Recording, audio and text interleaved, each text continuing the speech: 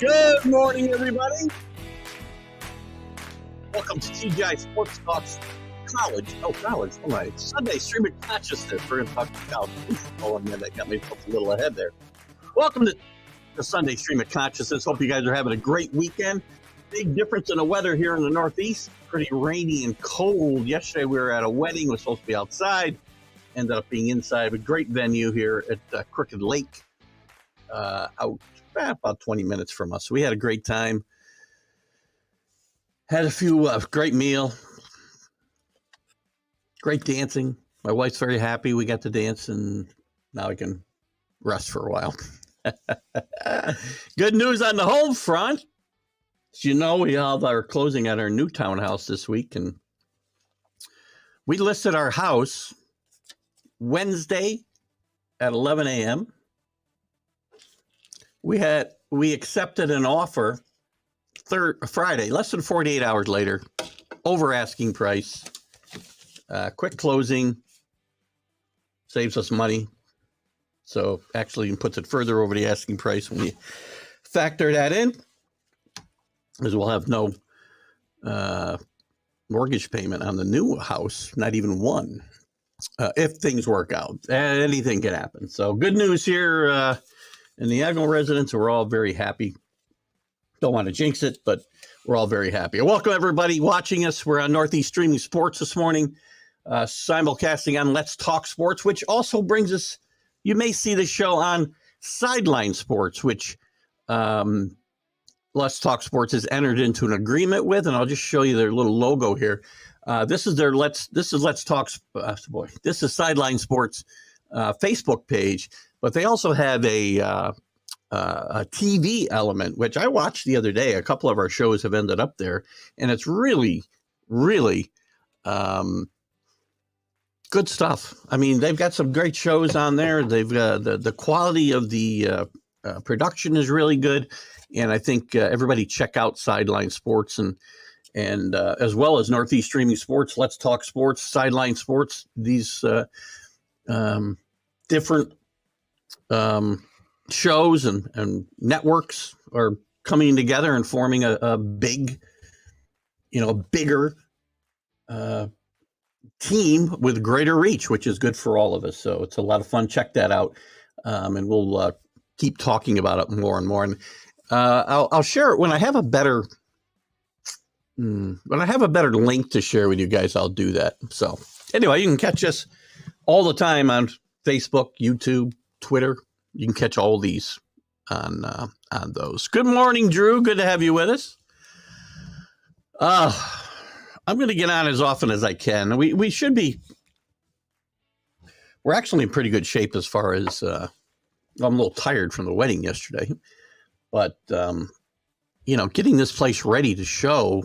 We did a lot of packing, so there's not a lot left to do before we move. We'll have to get in there and do a few things.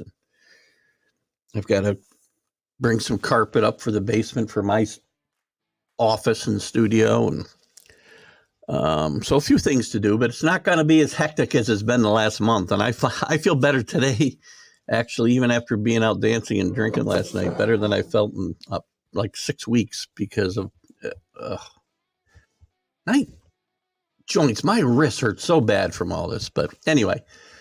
I'll be on pretty much regularly. There could be, an interruption here and there. Definitely the weekend that we move, which would be Friday the 30th. We won't have a show on Friday, any shows on Friday, the 30th. But my goal is to get back on the air and be able to do the show, even if it's, whatever, on my phone from the kitchen table. I plan to be on. Good morning, Rick. Good to have you with us. Fun start to Mac and Jack. Jim is awesome, right?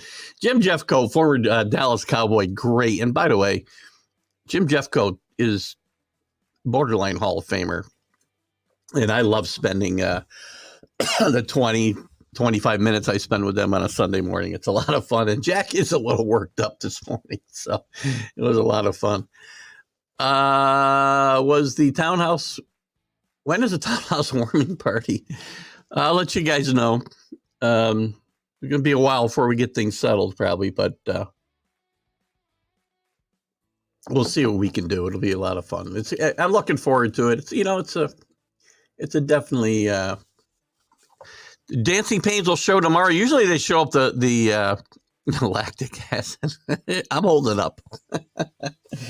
The dancing issues usually show up with me today, but we had a lot of fun, and I limbered up. I did some stretching.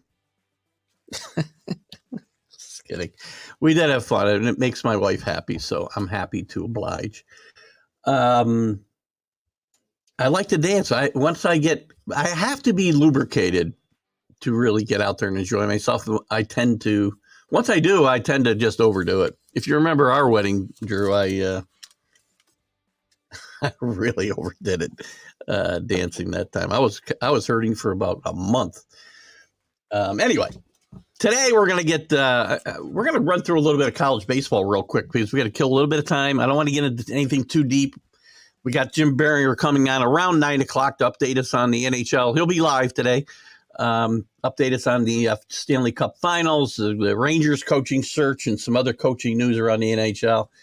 So we'll have him in for 20 minutes or so. We'll get into the Major League Baseball. Talk about Judge literally running through a fence yesterday. By the way, and we'll talk a little about this. We'll talk about Judge's numbers this year compared to last year. They're almost identical. So he may be on his way for another historic season.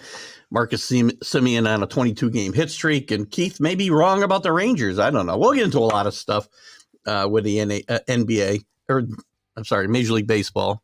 Getting ahead of myself again. Look, very questionable call, by the way. And we want to talk about some of this right now. We can. It's a stream of consciousness, after all. I was going to get into college baseball first, but we'll get into what we can. We'll jump around. Buck Showalter, who I love Buck. But Buck made an interesting choice yesterday in the ninth inning with a winning run, on second base. First base open, 2 outs. Vlad Jr. is up.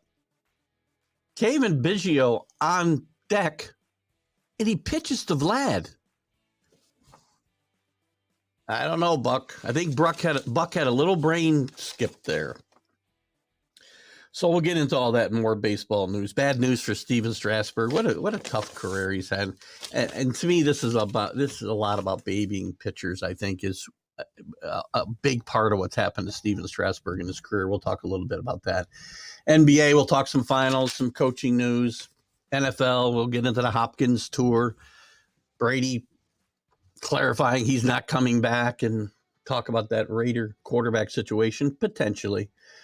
And then we'll get into some other news if we can. NCAA football, the Big 12 talking about expanding as soon as this summer, if the right if the right situations arise. A lot of talk about them chasing some Pac-12 teams. Colorado, which is much more attractive now than it was a year ago, obviously. Utah, the 2 Arizona schools. So we'll see what happens there. Maybe talk about it if we have time. Lots to talk about. We may not get into a lot of this. I don't know. So anyway, what I want to do, and because we haven't had a college sports huddle, which I think we'll have one here in the next couple of weeks as the tournament goes on. I want to get Larry Sorensen on. We'll see how Wake Forest does. Wake Forest, the number 1 overall seed in this tournament. Larry Sorensen, as you know, is the former Major League Baseball player with the Brewers, Cardinals, A's, and some other teams. He does Wake Forest football. He does Wake Forest baseball. And right now, Wake Forest is the number 1 seed in this tournament. They're in the regionals right now, so we've just gotten started.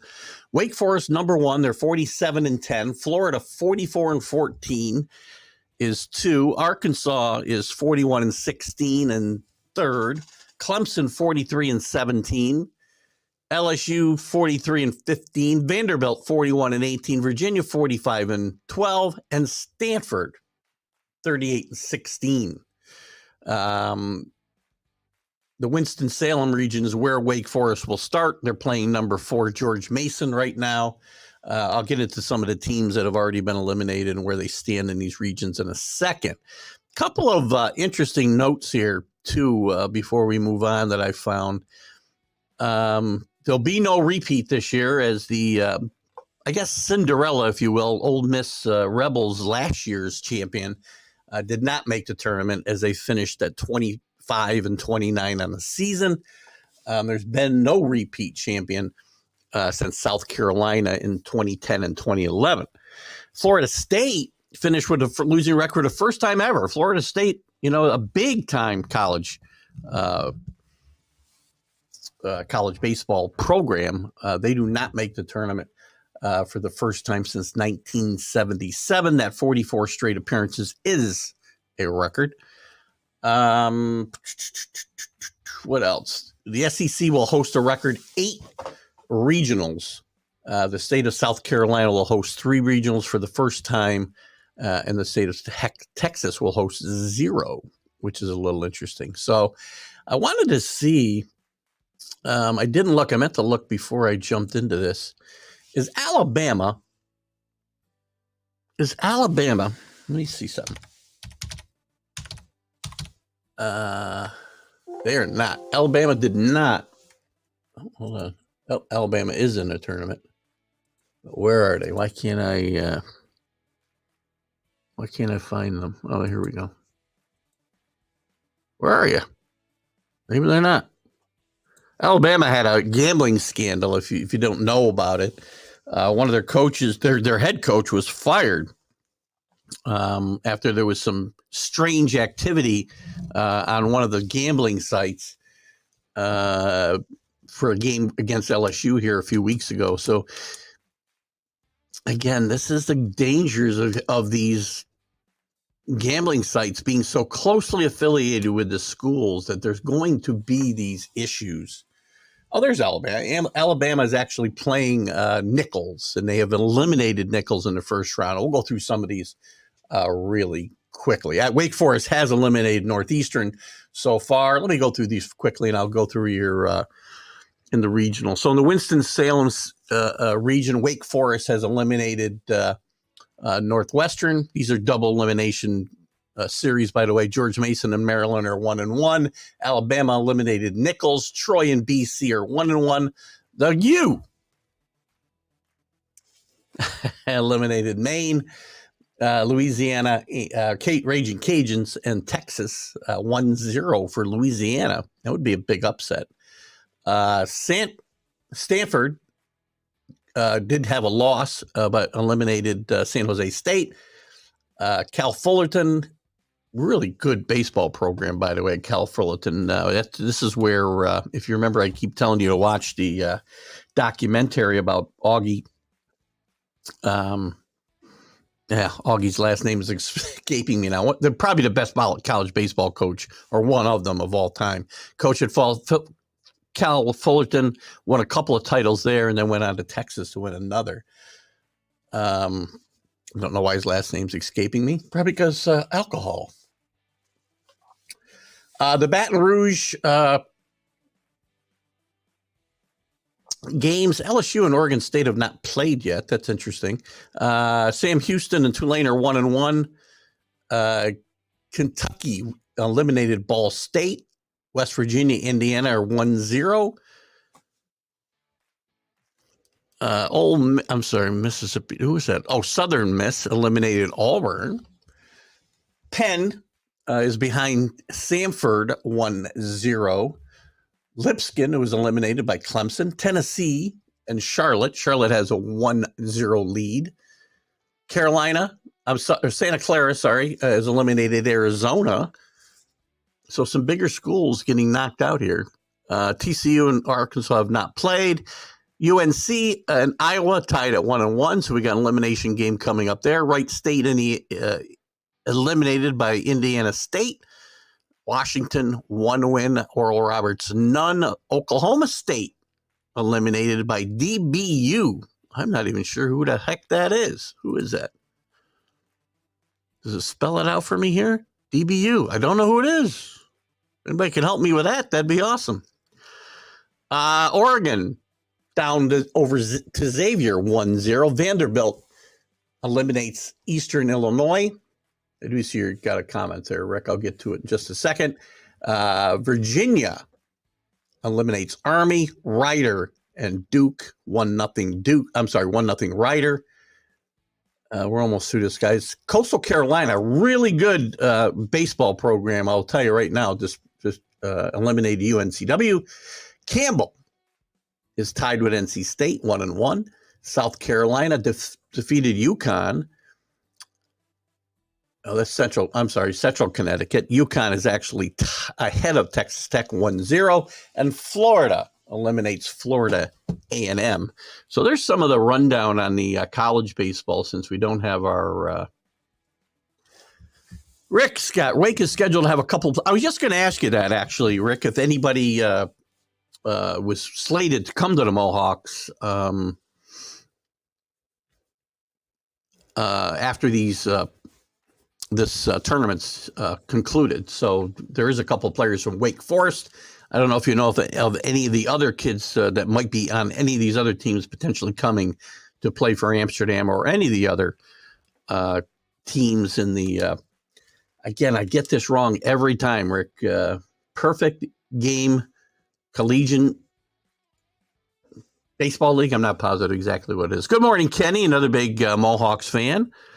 Oklahoma State softball, 50 straight wins. You know, I knew we wouldn't have time to get into the softball because, and we can talk about it, but the Oklahoma State softball team, the baseball team's eliminated in the first round here, but Oklahoma State softball continues to roll with 5 straight wins. So congratulations to them for sure, and on their way potentially to another championship. Kenny Gifford on the same page as Alan. Thank you for that update. Dallas Baptist. Thank you, Alan. I had no clue. That, you know, I'm usually pretty good with these schools, but that's one that has popped up out of nowhere on me. So a lot of fun. And I do want to, I think I'm going to try to do it maybe this week. Let me reach out to Larry Sorensen, or maybe we'll wait. Let me check the schedule. The Super Regionals will get started on, we don't have dates here. Well, we got to pick a time to have Larry on, and maybe we'll spend an hour talking about college baseball on a Wednesday night, have a quick college sports huddle. Alan and Kenny, are you guys in the same room on the same Wi-Fi, or what are you? Did I say Oklahoma State? I apologize. Oklahoma State. Oklahoma.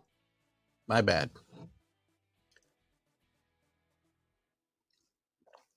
I don't want to say, I'm not going to say anymore because I don't want to get myself in trouble here.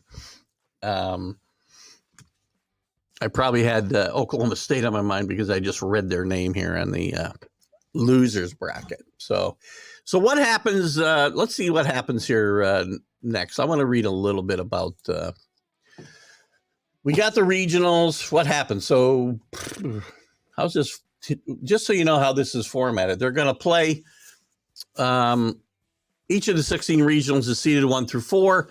In each region, 1 faces 4, 2 faces 3 the first day of action. The winners of those 2 games will play each other, while the losers play an elimination game. So I shouldn't say those teams are up 1-0 in a series. I didn't mean to. I probably did leave that impression. It is a round robin type thing, and 2 losses and you're out.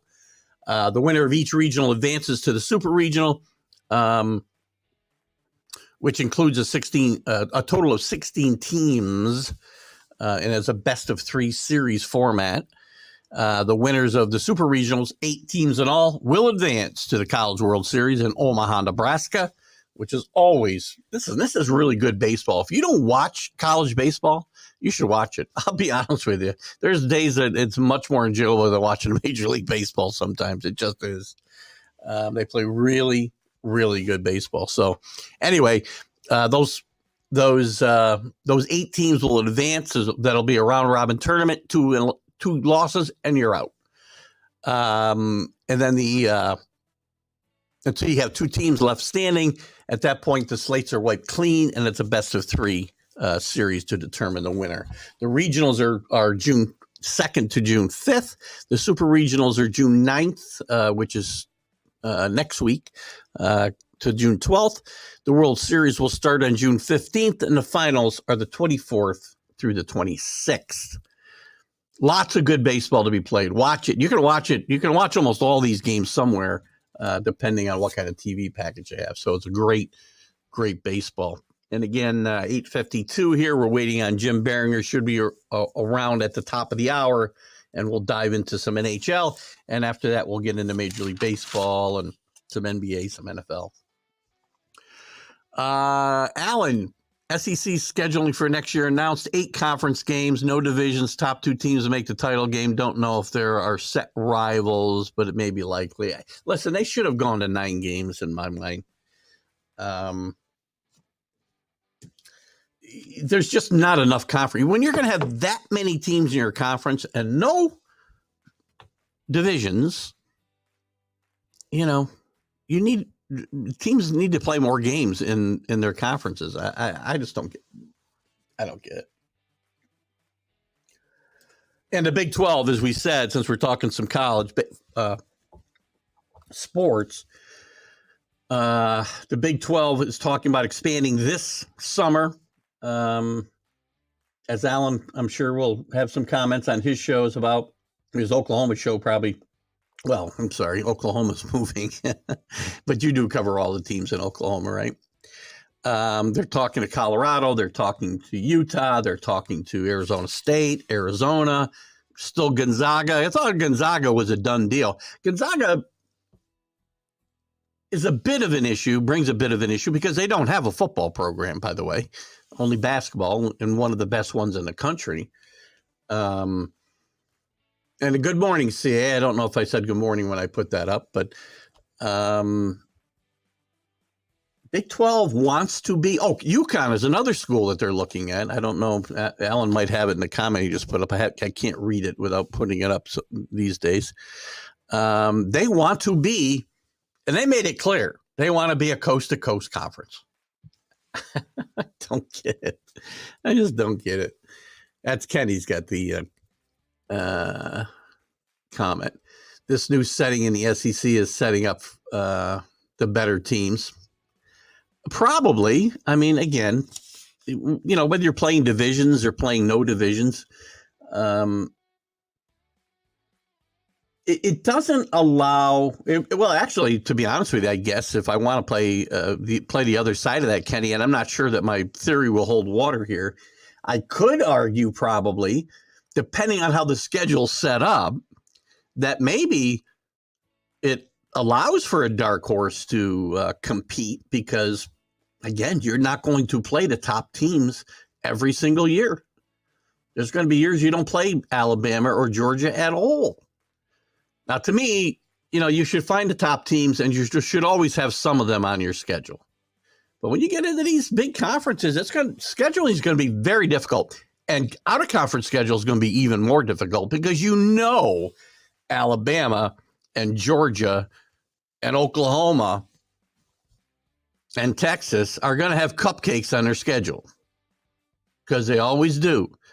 So it probably, with them only playing 8 conference games, I better not see, 4 cupcakes out of conference. I'll tell you right now. The country's divided into 3 sections: Big 10, Big 12, and SEC. Well, not the Big 12, not yet. Not yet. But we're heading there. I mean, they do stretch as far east as West Virginia. But if they bring in UConn and they bring in, if they want to go, well, I guess if they bring in somebody from the Northwest, they could be coast to coast. Is it good for football? I still don't think this is good for college sports. I don't see how this is good for college sports. Again, it's a regional college football. We'll just concentrate on football for a second. But I think it applies to all the college sports. They're regional sports with national appeal. And when you take away the regional rivalries, which happens all the time, and it will happen more and more, as they changed not only realign to different conferences, but also go to conferences with so many teams that you cannot even play everybody every year. I mean, believe it or not, people under 30, at least under 30, there was a time if you played in a conference, you played every team in that conference because you didn't have 16 teams, 14 teams, 20 teams at some point in these conferences. You played everybody every year. You didn't have to worry about who your yearly rival would be. I mean, it's ridiculous that Georgia and Alabama doesn't play every regular season. No, they're not going to play every regular season going forward unless they're set up as one of those regional or yearly rivals, right? I mean, think about it. There's a lot of choices for Alabama. Auburn, Georgia, LSU makes sense, but that leaves out Ole Miss,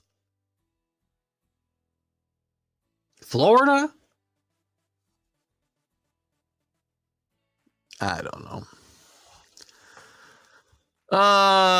Hey, CA, what do you got here? Omaha would never have been allowed to be the permanent place for the College World Series. Oh, should have never been allowed to be the permanent place for the College World Series. Then OKC wouldn't have been able to build their women's softball absurd advantage. Good. That's a valid point. But again, this was something that was done many, many years ago. This isn't a new phenomenon, right? This was done years ago before baseball and softball really had taken on the huge appeal, the larger appeal. I won't say huge appeal, the larger appeal that it has. But I don't know if I disagree. And it's hard. Again, I'm a traditionalist, right? So when you've got decades of them being allowed to be the host, I hate to see it go away because that's a big thing for the college tournaments. It's a big thing for the city. And maybe they should move it around. See, I understand, similar to they do with the college football playoff, this was the NCAA basketball championships, March Madness moves around to different venues and certainly different championship arenas. I don't know. Being a traditionalist, it's hard for me, but that's been the tradition for this, right? So I don't know. It's a tough question, but you have a valid point there. I can tell you. Supposedly, this is the 2024 conference schedule will be announced this month. I'd love to see it. I can't wait to see what these, as these conferences get bigger, and they do away with divisions. And you can't play everybody. It's going to be very interesting to see how they set up the yearly rivals because there are going to be a lot of traditional games that are not going to get played on a yearly basis anymore. Georgia's schedule this year is soft. Only tough team they have is Tennessee. You should have said that earlier before I'm going to have to bring in Jim Biringer in a second. Because I'm sure Rick's going to have a comment there, Alan. By the way, stick around for the baseball segment, Alan, because, I'm getting a mea culpa ready for your Rangers because I may have been wrong. Unless something changes quickly, this team is playing some great baseball. There's no advantage to Oklahoma. They've been at the top dog for a few years, and it goes in cycles. That's quite possible. I think there probably is some small advantage to. Well, I guess the point would be it hasn't helped the baseball team. The baseball team certainly is not going to the College World Series year after year like the softball has recently. I believe they should play 10 conference games, 2 out of conference. Yeah, and also I wouldn't let these teams play cupcakes out of conference either because there are also traditional rivalries that can still be played when these after realignment. And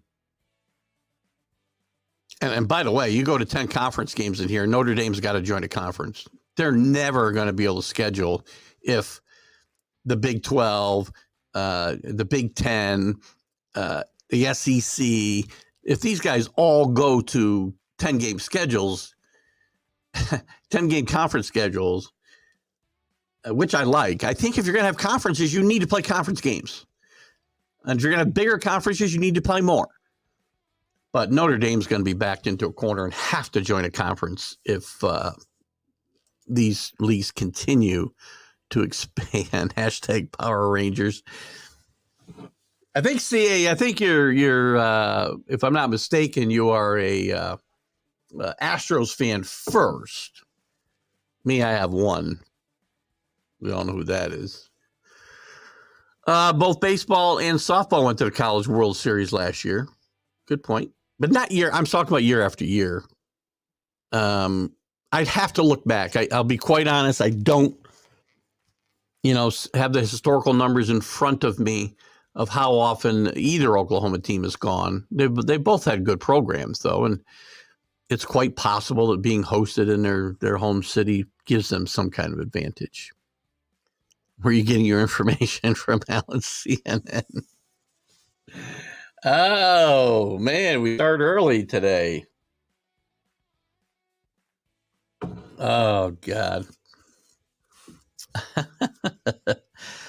I got into a lot of politics on the MLB show last week. I probably shouldn't have gone as far as I did. And again, I want to make it clear I wasn't having a problem with I won't even get into it. My problem was with a certain group that was invited to a certain event. Now, I didn't have a problem with the event itself. I had a problem with the group because I did get a few nasty messages. But again, understand where I'm coming from, please. That would suck if you don't get OU Texas every year. It's very possible you won't. I mean, I would think them coming into the league, that would be one of the rivalry games. It has to be, right, Alan? I don't know how it can't be. But you got Texas getting back with Texas A&M. That makes perfect sense as well. You got Arkansas, historically a big rival for Texas in the old Southwest Conference. Maybe that's their 3 rivalry games. I don't know. But then Texas is going to say, well, we get into this league and we're not going to play Alabama every year. I don't know. The Porter helped the Sooners this year. A girl on the Tennessee team played 2 years ago at Oklahoma, batted .476 at 3 home runs with 19 RBIs. Portal helps everybody.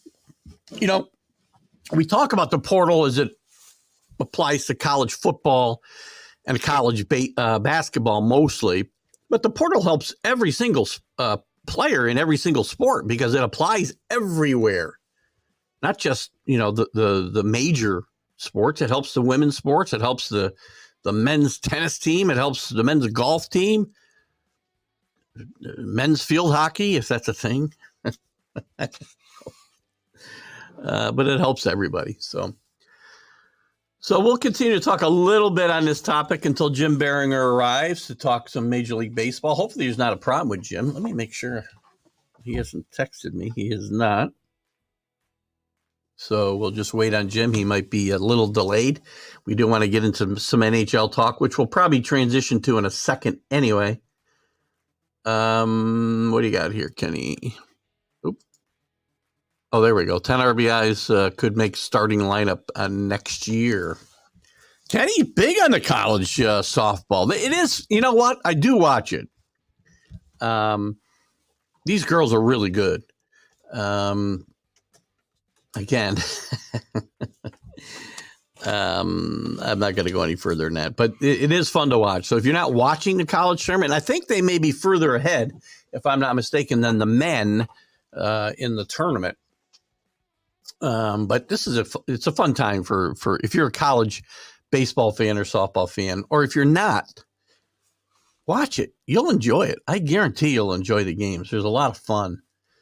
And if I'm not mistaken, and I got to talk to Larry Sorensen about this, and maybe one of you guys can clue me in. I was watching a game the other night, and I don't remember who I was watching now, but I could have swore I saw some wooden bats, which I'm really surprised at. They have not eliminated metal bats, as far as I'm aware. in college, not college softball, but college baseball. I would love to see them do that because it's hard for Major League Baseball teams to evaluate some of these guys when they're playing with aluminum bats or whatever they're making them out of today. What do we got here? Hold on. CA, Red River rivalry is ending or leaving the Denver-Fort Worth area anytime soon. Isn't. Sorry. Words are important, Keith. Words are important. No, I listen, I doubt there's any way that they do away with that. I gotta believe OU and Texas will be a rivalry. I gotta believe Texas A&M and Texas will be a rivalry. Who their third one will be is probably up for debate. I would make it Arkansas myself. You got to be careful too that who's Vanderbilt's yearly rivalries? Who's that going to be? Tennessee? Probably, based on region. And hey, Bill Pulver, how are you? I'm not sure men's field hockey is a thing. I do believe it was at one point. Field hockey in the United States. Wikipedia, the Field Hockey Association, FAA, was created 6 years ago to govern men's field hockey in the United States. Well, there you go. Bill Pulver all over the Wikipedia today. Thank you for that input, Bill. Welcome to the show this morning.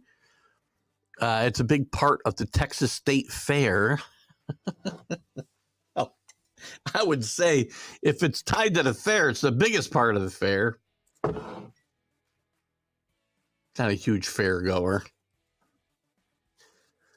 There are 4 or 5 17-year-olds starting. They skipped their seniors in high school. Interesting. I'm imagining that they have to have some tremendous academics to be able to do that. Alan thinks OU will be Texas A&M and Missouri. Makes sense for Oklahoma. Again, I don't know what criteria they will use. To me, it should be region and traditional matchups. If you played somebody year after year. Now, remember, Missouri was part of the old Big Eight, so they play a lot together. So we're going to move on from this topic to the NHL, and hopefully Jim Biringer will be in with us. If not, we'll just have to kind of rough it. Not sure if I've lost Jim somehow. Let me check my email real quick. I'm sure I sent him this link. Yeah, I did. Okay. Just checking my link, make sure I invited Jim. Lots of folks talking about national title for the Longhorns football. Listen, they will. And Texas will be better this year. Texas had a talent last year, as did OU, by the way, to win the Big 12. I think both of them are greatly motivated to try to go out on top. Steve Scarsagian may be coaching for his job, for all we know. He's going to have an interesting decision to make at quarterback because Ewens has played really well in the spring practices, spring game, and by all accounts, is ahead of Arch Manning on the depth chart right now. Now, we'll see what happens come September or August, whenever they start. But we'll see how that goes. Texas won't even get out of the Big 12. K-State is the best team in the conference. I'm not so sure. I think that conference will be wide open this year. And I do like Texas a lot. I do like OU a lot this year. Listen, it's hard to put a guy on the spot year 2, Alan, but Brett Venables is on the spot. His team, that talent on that team last year was better than 6-6 or 6-7, whatever they finished. He's going to be on the spot. The talent is there to win the Big 12. And I will tell you right now, and maybe I'll change my tune throughout the summer, but we'll see. As it stands today, based on what I know of all these teams, K-State's really good. I think Texas or Oklahoma wins the Big 12 on their way out. That's what I think. Rick with a lot here. Enjoy the softball. The TV network is trying to force the WNBA down our throat. I'm always offended. 2 tickets to a game at Mohegan Sun. Oh, I'm always offered, I think he means. I would rather weed the garden. You're starting a problem with Kenny, I'm afraid here. And maybe his wife as well. I see BG decided to stand up for the anthem. Took a cage to figure out he lives in the best country in the world. Oh, we're talking about Brittany Griner. Sorry, I didn't catch the initials right away. Maybe there may be something to that, Rick. Listen, it's a complicated. To me, I will always separate the politics from the sports. At the end of the day, it doesn't matter that much to me. Do I want them to do that? No, I do not. Am I going to boycott the NFL? Like I've seen many people tell me on Facebook. I've got a lot of Facebook friends who I've gotten in debates with, tell me they'll never watch the NFL again because of it. This is a couple years old now, this conversation, right? But they never went away. If you can have any feelings you want about any topic you want, but how about this? Have the courage of your convictions. When you say you're going to boycott something, you're never going to watch it again, then do that. Don't tell me you know the scores of your team and some great plays that just happened because I just happened to flip through it on the channels. You're watching the games and you know it, so just stop. And I'll grab one more comment before I bring in the tremendous Jim Biringer here. Well, there you go. Maybe this comes up. I don't know. 2023 FIH Indoor Hockey World Cup, USA versus South Africa. I would think we'd beat South Africa in that. I'm not even sure what that tournament is, but maybe our next guest, the great Jim Biringer, will. I don't know. Good morning, Jim. How are you? Good. How are you? Good to have you with us this morning.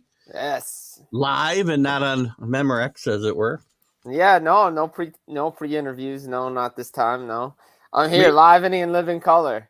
I had so much trouble getting that video queued up, and then I really wasn't ready to play it. But then all of a sudden, it started playing it in my share, and I said, "Well, I got to go. We're going to pivot to Jim." So, yeah, we're just gonna go. We're just gonna go with it. I didn't want to lose it again, so we went with it. But it was good stuff. We appreciate that, and we appreciate having you live with us this morning to catch us up. We started with Game 1 of the Stanley Cup Finals last night. Vegas gets out to a quick start, 5-2. Did the layoff hurt the Panthers? Where do you think? What are you thinking right now about this series? And is the Panthers' momentum been stunted a little bit?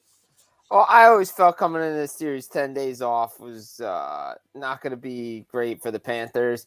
And you could see it towards the end of the game. Vegas was just outworking them, outskating them, winning the puck battles, winning the battles along the wall, winning foot races. And you could see it on a bunch of the goals, especially the 2-1 goal, Shea Theodore, and then on the White Cloud goal that ended up being the winner, and Mark Stone's goal as well.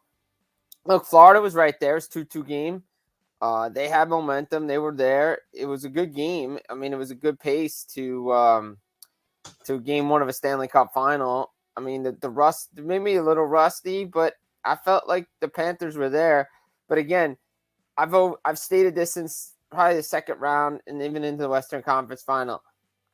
Vegas is deeper. Vegas is better. They just look like a complete team. I'm not saying that the Panthers are not a complete team. I'm just saying Vegas is on this mission set forth by their owner. They're playing like it. They want to win.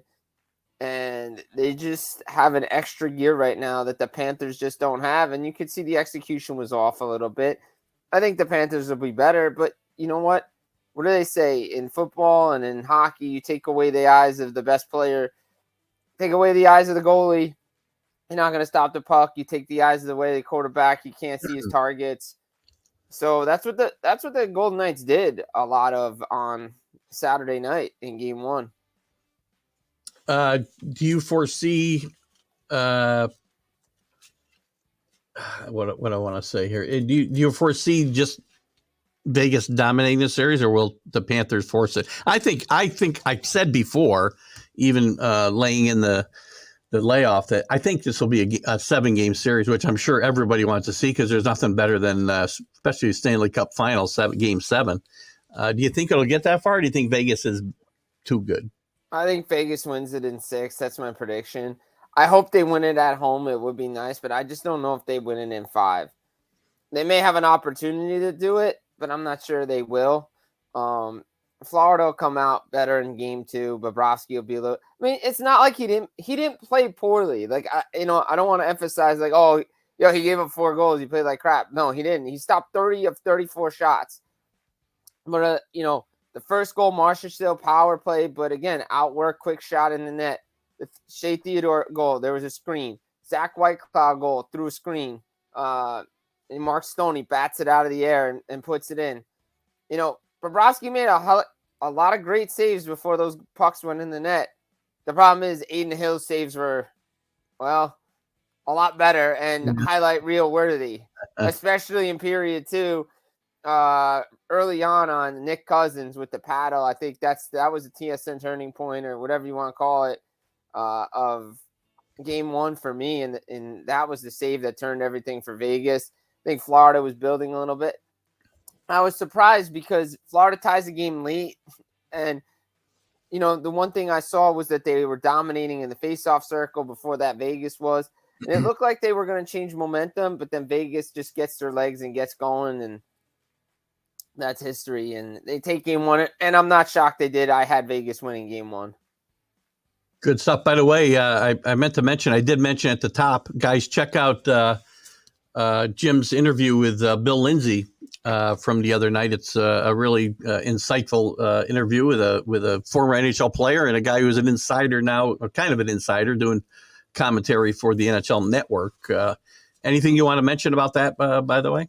Yeah, just a great interview. Great to chat with former NHLer, former Florida Panther Bill Lindsay. He went to the finals in 1996 with the Panthers. And now he's back as their color guy. He's an NHL Network analyst as well. Great insightful stuff there with him, and just a great get before the Stanley Cup final got going. And guys, just check it out. It's just a great interview. Yeah, you can catch. I did post it on the TGI Sports Talk Facebook page, and you can also catch it on Let's Talk Sports and FullPressHockey.com, I believe. Correct? Yes, that's correct. Yes, the places to catch that, and you'll catch a lot of Jim's content on Let's Talk Sports for sure.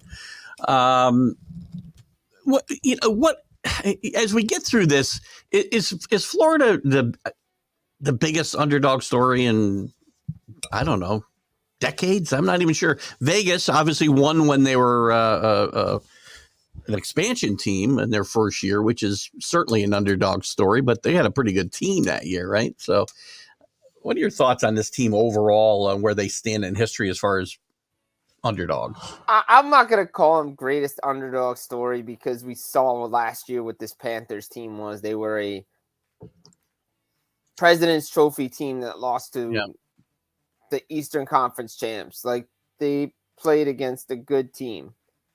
And you know what? It's we've seen this story before. Tampa loses as a President's Trophy winner, come back. We see Colorado win as the President's Trophy winner, come back. We'll see what Boston does. We've seen this story before. It's not like this Panthers team came out of nowhere, make a Stanley Cup final. Like, you go back to, I want to say, man, I gotta think. I'm trying to go back now. I'm trying to think of like teams that would come out of nowhere, make a Stanley Cup final, like Anaheim in 2003. Mm-hmm. Like an Anaheim team like that. Like they, you don't really expect much of them, and they go on a run to a Stanley Cup final, and there they are, and then they lose to a better team. We know Florida can play. I mean, Florida took out 3 of the best teams in the Eastern Conference to get here. It's a lot of miles. They had a lot of time off. Bruce Cassidy even mentioned it during media day. Even the Bruins had that time off. They got off to a slow start, but they had home ice advantage. Florida didn't, and they matched it well. It'll be a great story if they win. Again, to me, I think Vegas is just the better team. I think the better team usually comes up and shows up in this final. And again, this 10 days off thing, it really does not help you, because you can practice all you want. You can scrimmage all you want. It's not gameplay. It's not the Stanley Cup final. It's not. There's so much to go around with it that it's just there's something different. Would you have felt different about this series if they didn't have this 10-day layoff? I think if if Vegas had closed it out in, I don't know, maybe 4 games, 5 games, if they had finished it off like Memorial Day weekend and they started the 31st, I might have still given the edge to Vegas, but, I think maybe you could have told me more about Florida. Yeah, Florida going to come in here, do some things, do some damage. I think the momentum maybe if not has stopped. Now, again, we'll see what happens, but I just think Vegas to me is just the better team. Yeah, just a couple of comments. I think just reiterate.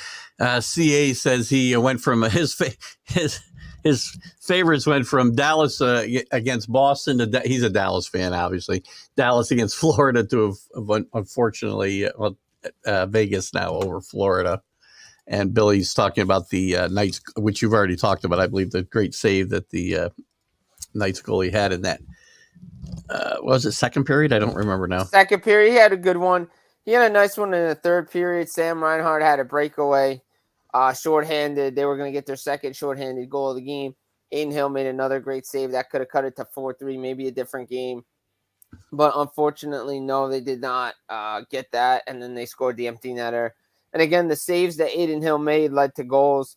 Look, that's the highlight reel save of the playoffs right now, what he did with the paddle. So it was Braden Holtby like 2018, Robin Alex Tuck on the doorstep. So, it could be a series changer. Could knock the wind and the sails down of the Florida Panthers. Well, it'll be great to see. I don't know, game 2. I don't know how much they stretch these out. What is it, Tuesday night? No, Monday night's game. Monday night. Okay. Let's switch gears a little bit. An interesting week in the Rangers coaching search. It looked like Peter Laviolette was ready to get this job. In my mind, it looked like, at least in the New York papers. But when the Predators fired John Hines, who has a relationship with Chris Drury, does that change this whole dynamic or not? Look, he's involved in coaching discussions with the New York Rangers, but the problem is John Hines is not the right coach for this team. And you could see it in Nashville and you saw it in New Jersey. Look, nothing against the guy. He's a nice guy. He's been great to me. But looking at it wise, he's made, the Predators went the playoffs the times that they got in. They just got in. They had guys going above and beyond career records to get them into the playoffs. Great goaltending. The Devils run, they had an MVP in Taylor Hall. His defensive style just it's not what the Rangers need. And he doesn't work well with young players. That was the big thing coming out of Nashville. That's why Ellie Tolvanen left Nashville, got put on waivers. He didn't want to play for John Hines. And look what he did in Seattle. So, you got to factor a lot of things in. Look, we documented this a long time ago when the whole mess went down originally with Jeff Gordon leaving, with John Davidson leaving, like all that stuff. I said it then. I'll say it now. It was a mistake. It was an overreaction to high expectations because the Rangers made the playoff bubble in 2020. They were projecting to go in the right direction. I'm still saying, and I have multiple people telling me this, that it's not just Chris Drury running this team. It's Glenn Slather is in the ear of James Dolan. And I'm not surprised by it.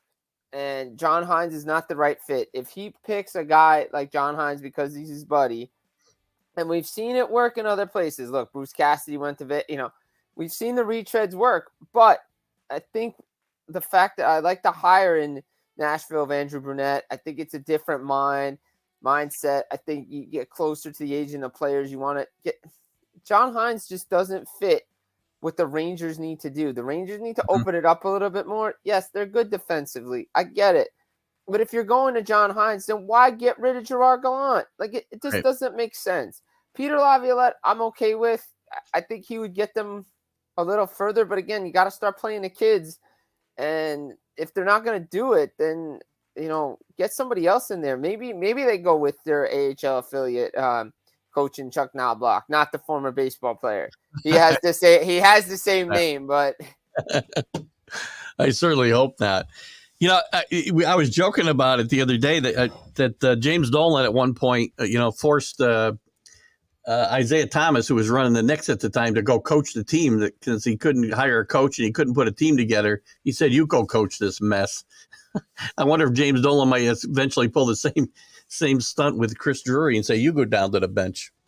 yeah, I mean, he's sticking his nose where it doesn't belong in the hockey world. And again, don't be an active owner. Just let your personnel take care of everything. Well, we did have some hirings and talk to us a little bit about the guys who have been hired. We had Peter Laviolette replaced in Washington. I had my list up here, and I can't read my. Yeah, Spencer Carberry replaced him in Washington. Yeah, good hire by Washington. Guy's only 41 years old. He's only age difference, a couple years age difference from their oldest player, Alex Ovechkin. But again, he knows the organization. He was the AHL Coach of the Year. He's been there with the Hershey Bears. It's a great hire for a team that's rebuilding. Again, they're trying to do it on the fly. Let's see if they can get back there. I mean, again, the division is tough, but they got a nice acquisition in Sandin, and this is a good coach. He's going to understand. He's going to talk to the players. He knows that organization, so it's a great hire. And I like the fact that they're going a little bit younger and not with a retread. How about Mike Babcock going to the Blue Jackets? And he was in the mix, at least early on. His name was thrown in the mix with the Rangers as well. He would have made now the names like Mike Keenan. He would have made Mike Keenan look like the Dalai Lama, I think, in New York. But what do you think about this hire? I mean, I'm not surprised he's back in coaching. Maple Leaf, his deal with the Maple Leafs is up at the end of the month, so he'll get a new contract, and he'll coach in Columbus. And again, is he the right hire? I'm not so sure. He's a good coach. Don't get me wrong. He's a great coach. He's been in Viruses in college. Maybe he's learned something. Maybe he has to change something in today's NHL. Because that can wear off quick, as we saw in Calgary with Daryl Sutter. And, you got young talent there and Johnny Gaudreau and Patrick Laine. And, they have a nice young team and a lot of young players. And I'm not sure that's the right fit. Again, great coach. I would have gone in a different direction, but they did go in that different direction. And it didn't work out. But again, Mike Babcock's going in a situation when this team's not even ready to compete and won't be for a few years now. Right. And the Predators, Barry Trotz obviously made his presence felt by firing Hines and hiring a new coach there. What are your thoughts on that?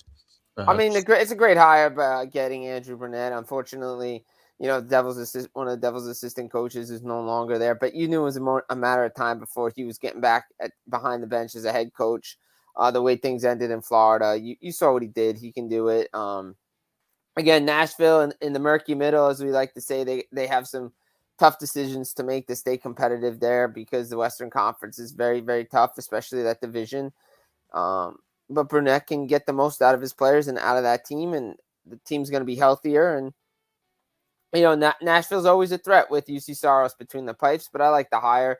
Good for Bruno to get back behind the bench. Again, how it all ended, maybe not the best in Florida, but hey, he's got another head coaching job, so I'm not surprised by it.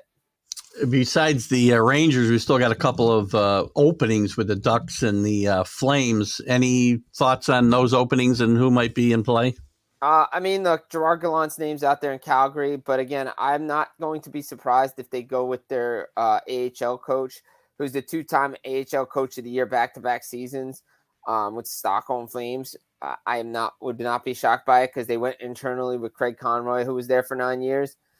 So I would not be, if they make that announcement, I would not be shocked by that. Again, you could go Gallant. I don't know. The fact that they went Conroy internally tells me that they're going to maybe stay internally with the guy that knows a lot of the young players that are going to be in this lineup this year, like the Dustin Wolfs, like the Jacob Peltiers, guys like that. So that one, I think that's where it's going there. As far as Anaheim goes, hard to get a read on Pat Verbeek and what he wants to do. I think he's trying to see what else plays out, what other guys get fired along the way before he makes a decision. But, I mean, Would anybody, if John Hines doesn't go to New York, would anybody be shocked he goes to Anaheim? Probably not. He's going to get a job, right? I mean, he'll probably get a job. I mean, I'm not going to be surprised if he. I mean, it would be shocking if he didn't get one. But then again, maybe teams are not going in that direction. The interesting things to watch in Toronto with Sheldon Keefe, and now that Brad Treliving is there because he's the new general manager. Now he didn't rule out keeping. I mean, he was basically looking like when he came into Calgary, he kept Bob Hartley there for a while. He's not looking to get rid of Sheldon Keefe right away. But again, it's May. Something can happen in August. We've seen things happen in August where coaches get fired. So, that's a story to play out. And I like what Treliving said. He's like, look, you can't change for the sake of change, to be different. Okay, we're different. Does that make we're better? And that's what he wants to do. He wants to make the team better. It's a great hire. And he's, looking to make the 23-man roster better. It's not just about the core four. And he's got a lot of priorities. And it's, it's in a tough hockey market. But you know what? He might be the man to handle it, considering what he went through in Calgary. Before we move off the coaching topic, I want to ask you a question about, one guy whose name is coming up for jobs, including the Ranger job, which I was shocked. Is Joel Quenneville ever going to coach in this league again?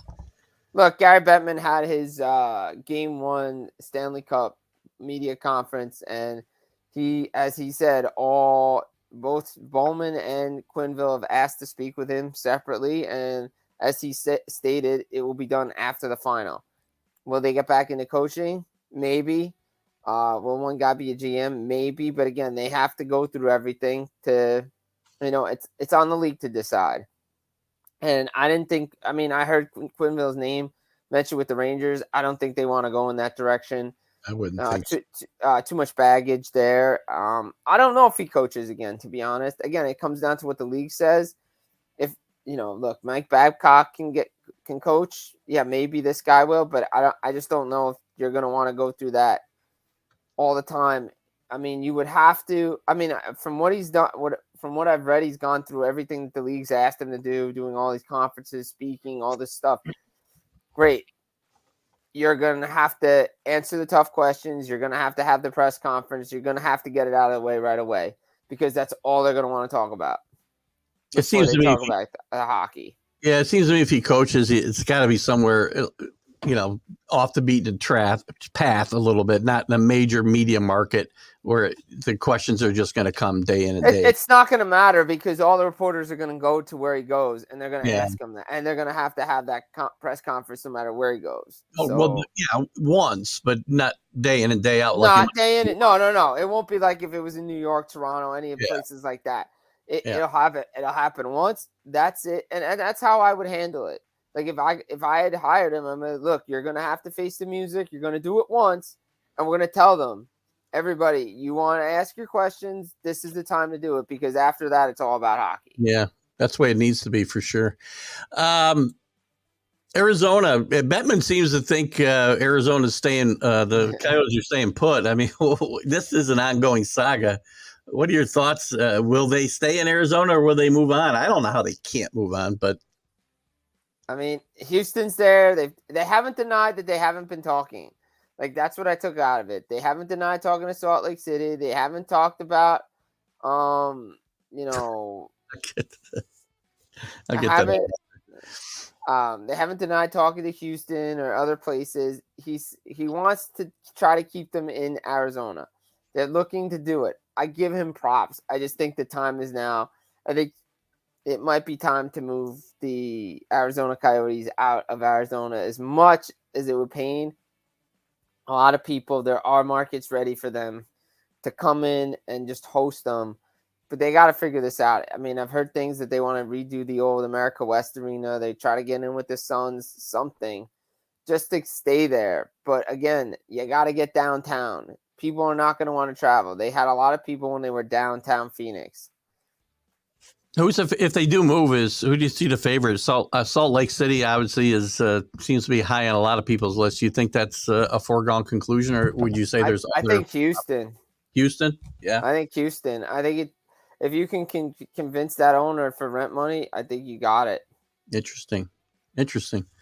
What else in the world of hockey do you want to bring us up to that we aren't maybe thinking about here this morning? Let's see. So history made last Sunday at the Worlds. Latvia won a bronze medal.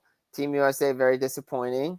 Yeah. That was a disappointing result considering how they started the tournament and then lost 2 games in overtime, blowing leads. But good for the Latvians. It was a great moment. Their miracle on ice, getting a gold medal, bronze medal, first time ever at that tournament. Germany won gold, silver. Canada won gold, but the story is Latvia and Germany picking up medals, not Canada winning another one. So that was good out of there. And, just the Stanley Cup final, it felt like it was a long time since we had a Stanley Cup final. We got Kyle Dubas now in Pittsburgh. He's the new head honcho there, president of hockey operations. Again, a weird situation with Toronto, how things ended, how this came about. He's got a lot of work to do in Pittsburgh. Similar situation in Toronto that he's leaving to go to in Pittsburgh. You need a goaltender. You need defense. Aging team. How do you move money? Cap money. You only have $20 million to really play with. Do you let it ride one more year and you try to move Malkin or Letang or just one of the guys, most likely Malkin, to try to open up some money because Jake Getzel needs a new contract. You're not going to move him. So Dubas has got a lot of things to do in Pittsburgh. Yeah. A couple.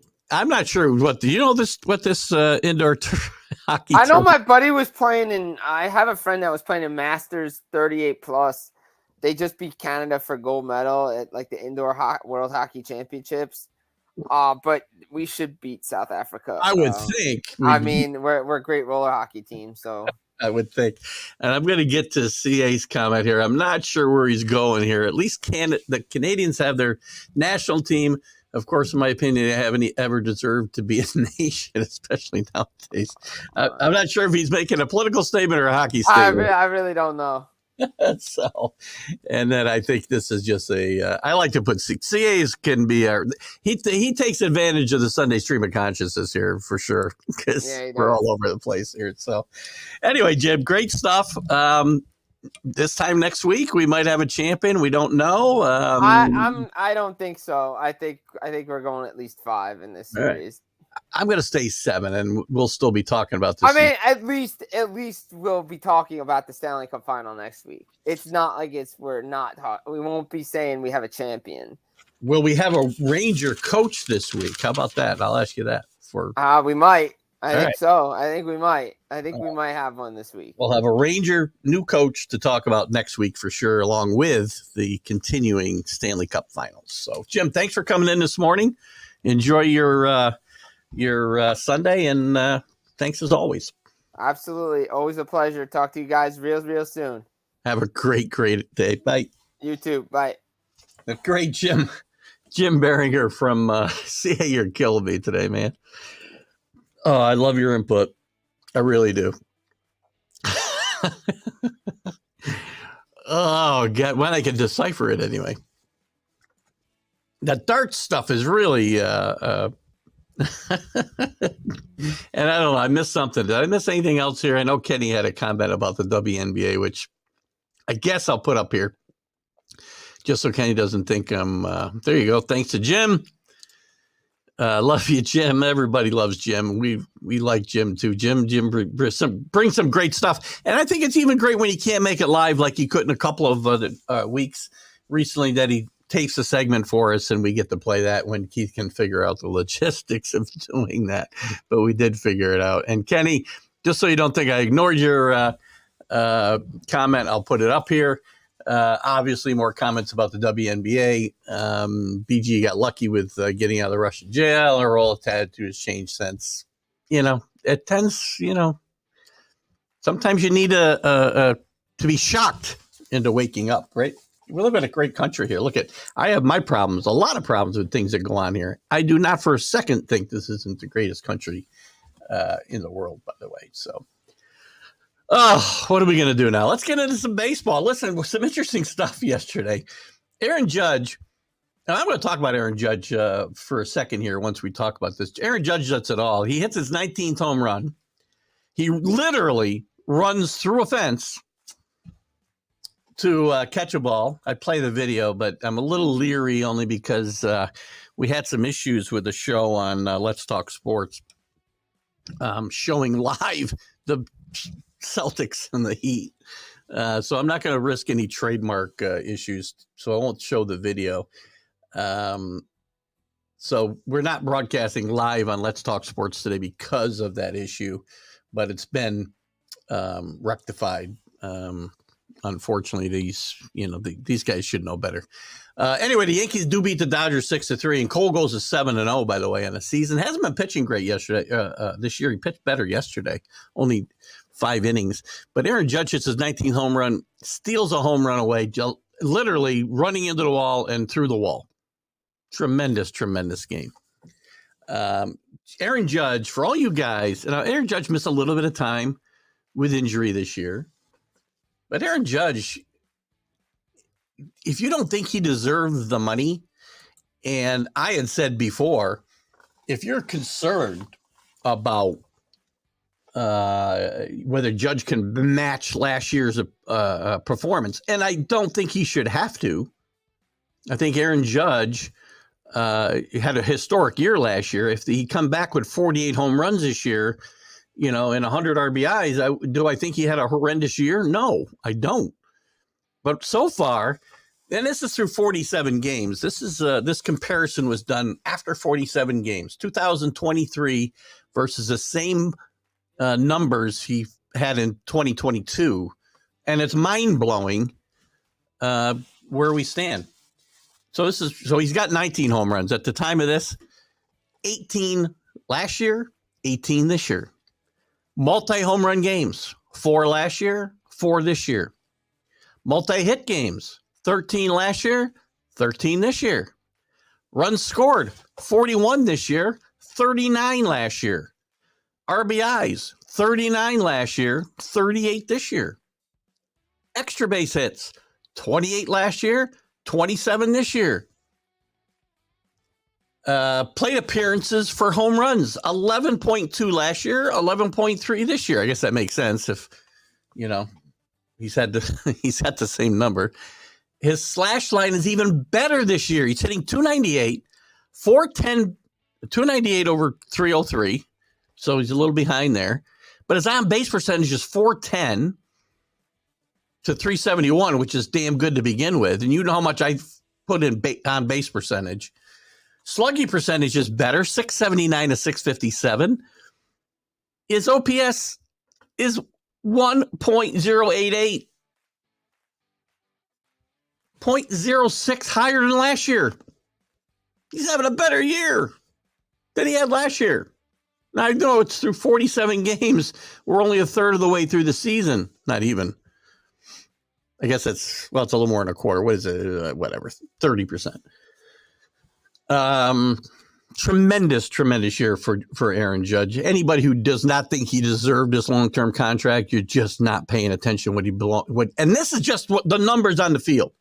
It has nothing to do with off the field, the way he's taken Volpe under his wing, what he means to this franchise, being the face of the franchise, as I talked about. We're just not paying attention if we don't think this is a tremendous player.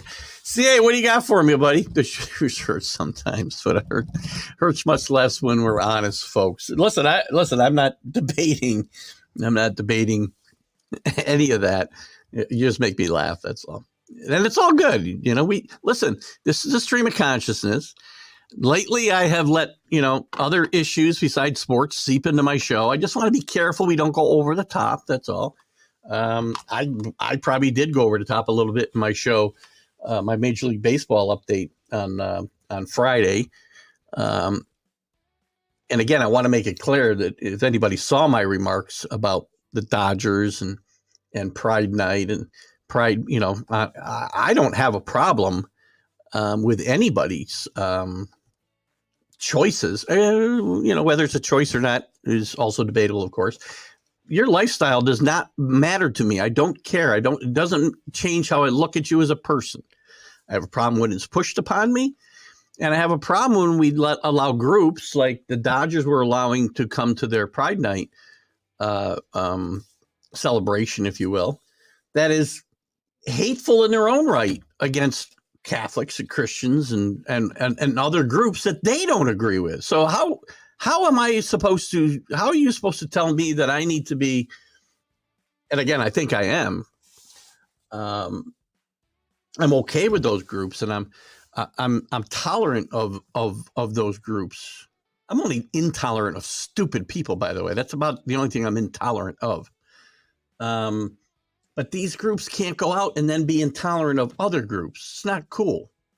Now, I'm not to say it's unwarranted, but, again, show some tolerance or don't. And I understand they do a lot of stuff over the top to try to make points and whatnot. But, again, I think the group that they allowed to be pretty much the face of this, or what turned into the face of this, just shouldn't have been. And again, I don't want my remarks to be misconstrued to be, I probably said the word wrong. That's one of my favorite words, to have a problem with anybody in that community, because I do not. What do you got here? Oak update, 32-win Oklahoma update. I said Oklahoma. I know. I used to use OAK as a abbreviation for Oklahoma, which I know is incorrect, by the way.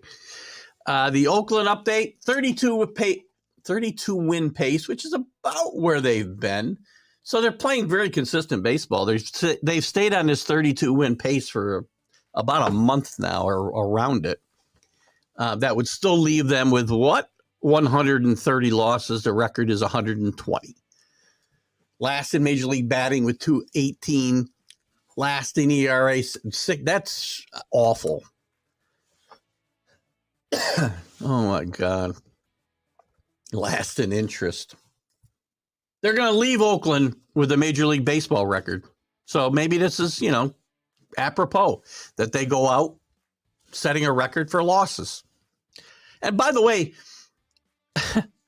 the All-Star game is going to be coming up soon, or the voting will be starting, or has started. It'll be next month will be the All-Star game, but it might be time to do away with every team needs a representative. I tried to come up with a representative from Oakland. There's a couple guys you could choose, but you're going to leave somebody else out much more deserving by taking anybody off this Oakland team. Ridiculous. Oh, what do we got here? Judge is proving that he deserves the contract, and also that he is better than what I thought. Well, Kenny, as I say all the time, being able to admit mistakes, and I've made them, a lot of them, is important. He's important to this franchise, not just in this stat line that I just read you, but in many, many, many more ways. So, and I'll be admitting about something I was wrong about here in just a little bit, I think. Nice of the Yanks to resurrect Jake Bauers and Willie Calhoun. Even Gio Urshela is hitting for the Angels. Bauer had 2 home runs yesterday. So, listen, I think he's played competent. I mean, he's better than frickin' Aaron Hicks. Willie Calhoun's had a couple of moments. I don't think this team's going to be, or he's going to be any great savior for this team, obviously. I do think you're going to see a trade. We had Donaldson come back. Stanton's back. Tommy Canley, local product here from Shaker High School, is back. He'll help an overworked bullpen. Donaldson had 2 home runs his first game back, I believe, but I think yesterday he did not play well at DH. I think Donaldson's return could be more disruptive to this team than anybody else, because Donaldson's not going to play every day. He shouldn't play every day. DJ's almost as good as Donaldson defensively. Donaldson slipped a bit. He's still a good defensive third baseman, don't get me wrong. But DJ is not that far behind him these days, and he's a more complete player. He offers more to the team and does more little things than Donaldson will ever do, ever. And he's also a guy who sits on the bench. I do not think he's going to be a positive factor if he ends up sitting on this bench the way, say, Aaron Hicks did. And I do think at some point this summer, the Yankees may very well, unless he has some kind of rejuvenated season, he could very well be on his way out of here like Aaron Hicks, who, by the way, I don't care what kind of start he's off to in Baltimore. I'm not even sure how he's hitting. Jack Hirsch this morning tried to throw that at me that I wanted Aaron Hicks gone, and look what he's doing in Baltimore. I could care less what he does in Baltimore. He can't do it in New York. That's the point. What do I care if he go to Baltimore and hit like Babe Ruth for all I care? Doesn't mean he would have done it here. And he showed he couldn't. Rays and Dodgers, the only teams with over 100 home runs. That's a lot, though. That's a lot. For 50 games in, roughly. Where are we? Well, let me look at those two teams specifically. I'm going to say 50, right? Yeah. I'm sorry, 60 games in. My bad.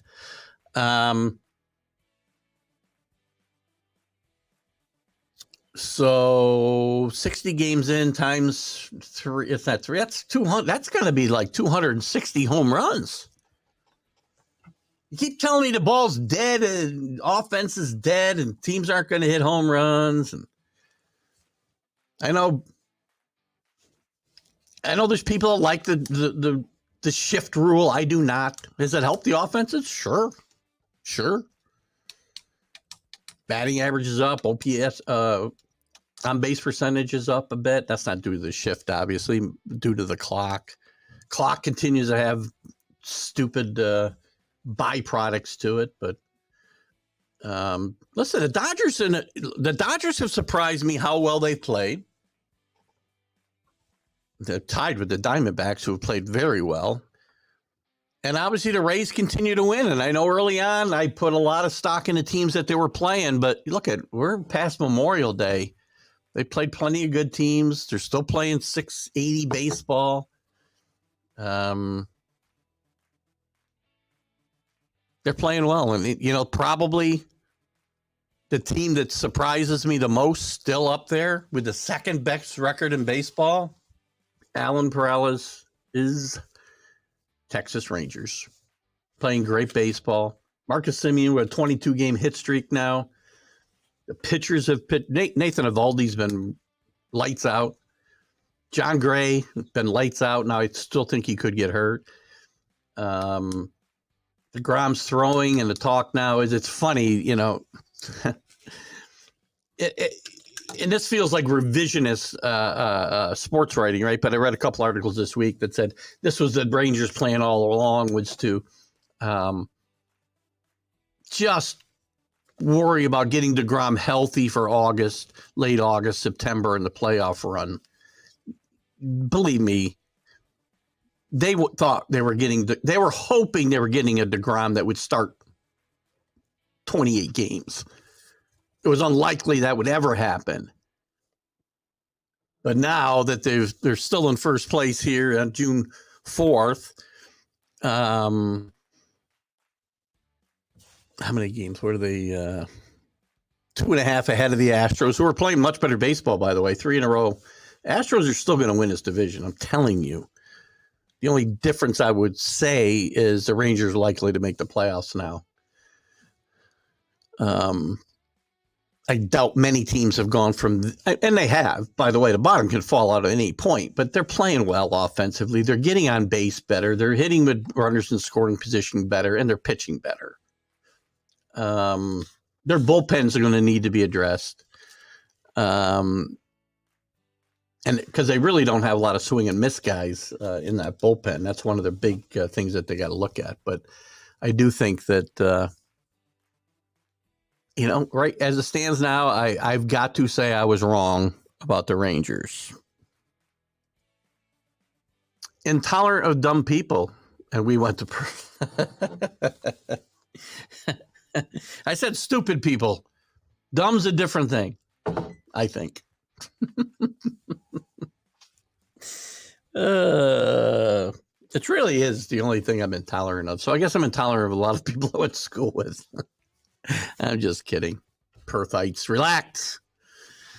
CA, what do you got here? Yeah, I'm a fan of systematic. I'm not a fan of systematic oppression under the cover of anti-oppression either, right? I mean, I agree. You can't. You can't put the wrong people as the face of your movement. It's the whole problem with climate change. It's the same freaking thing. The people who are the face of the movement are hypocrites of the highest order. Anyway, we don't want to get in politics today. Drew's all ahead of me on my topics here today. He said, isn't he in 390 now? Let me just check. I had this up earlier this morning. I thought he was hitting I thought he moved his average up to 390. Yeah, 390 now, Drew. Sorry, yeah, 390.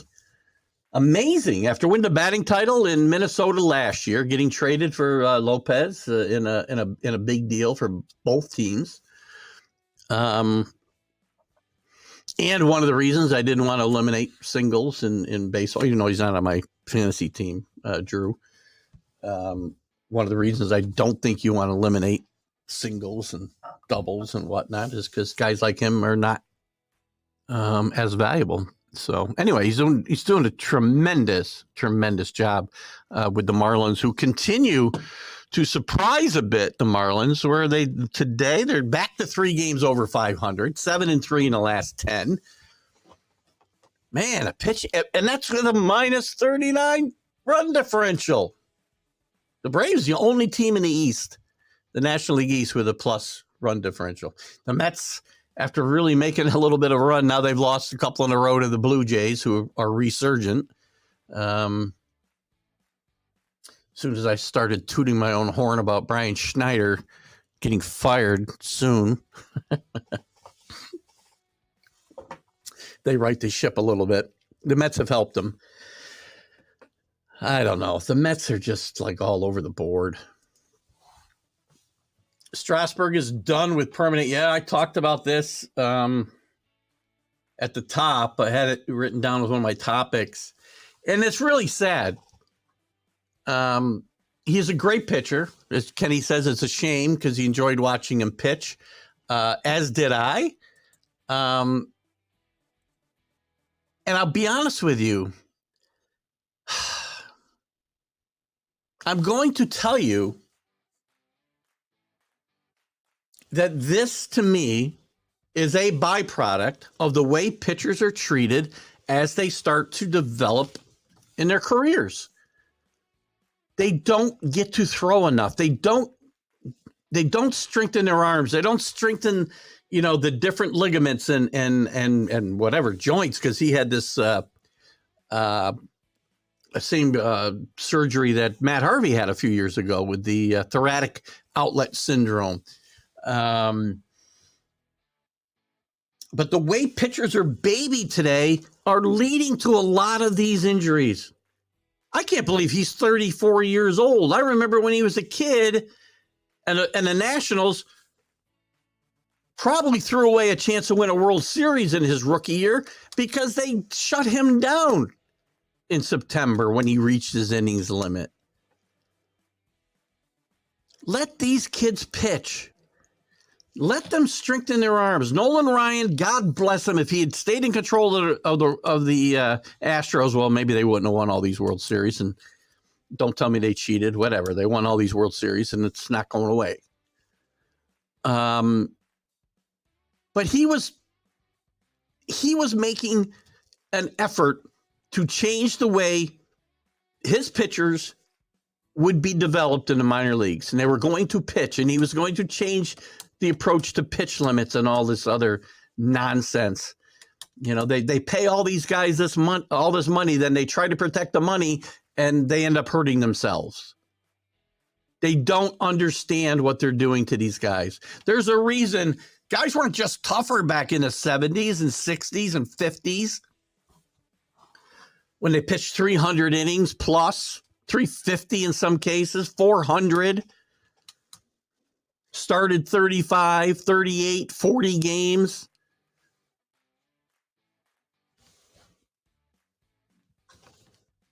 They pay the guys all this money, and then they really screw themselves by saying, "Oh, now we got to baby him," and they hurt the pitchers. So they actually defeat their own purpose. What do you got here, Drew? Correa, Varsho, Lindor, Cease, Cortez, Alcantara, Nola continue to struggle. Yeah, Correa. I know Correa and Kepler and Brian Buxton all came out of games on Thursday night. I'm not sure what their status is this weekend, but they're all struggling. Joey Votto, by the way, I'll add to this list, although he struggles everywhere. He did go on the IL. Please don't call it the DL. Good grief. But he's hitting 188. He's consistent. I'll give him that.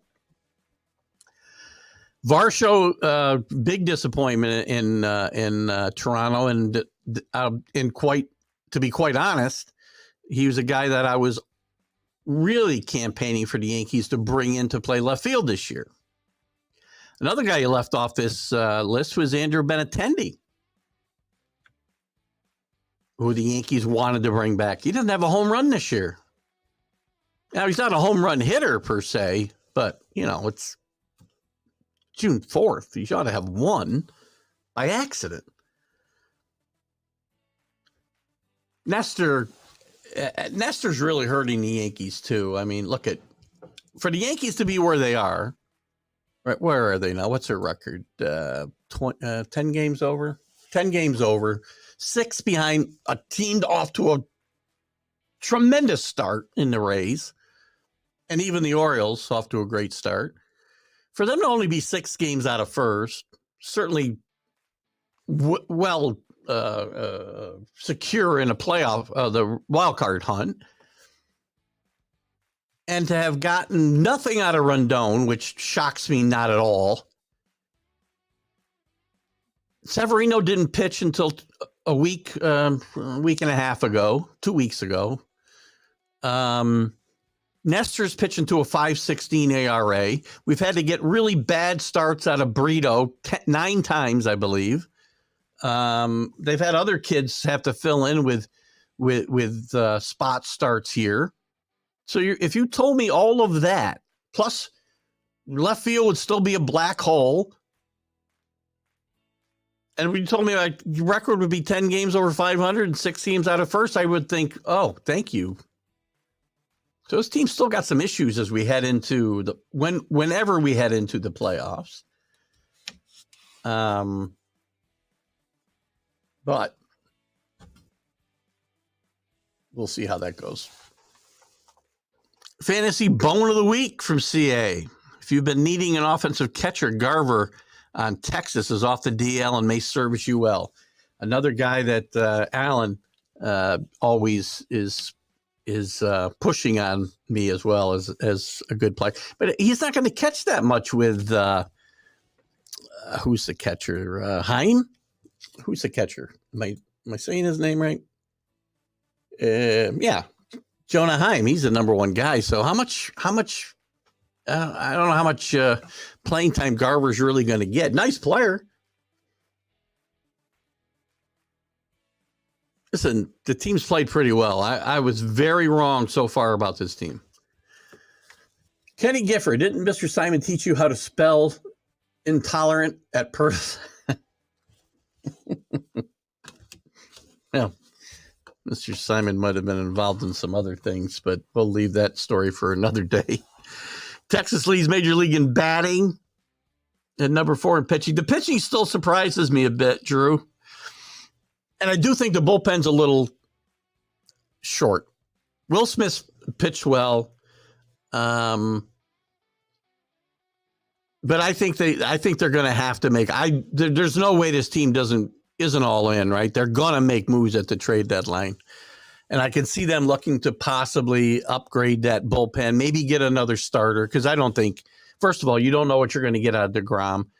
I think they need to be a little deeper.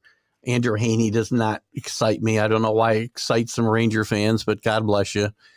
And maybe and maybe a guy to kind of come off the bench. Although I think Duran's going to be, when Duran gets healthy, he'll probably be playing every day. I don't know where, but he's going to play every day somewhere. Traveris has done okay. Garcia's played better, making better contact, getting on base more. I guess Duran will probably be the DH, probably most likely, right? And he is healthy and off the DL now. So I still think they could use some bench help and some bullpen help and maybe a back of the rotation starter. But look at this team surprised me. I keep waiting for them to fail, and they haven't done it.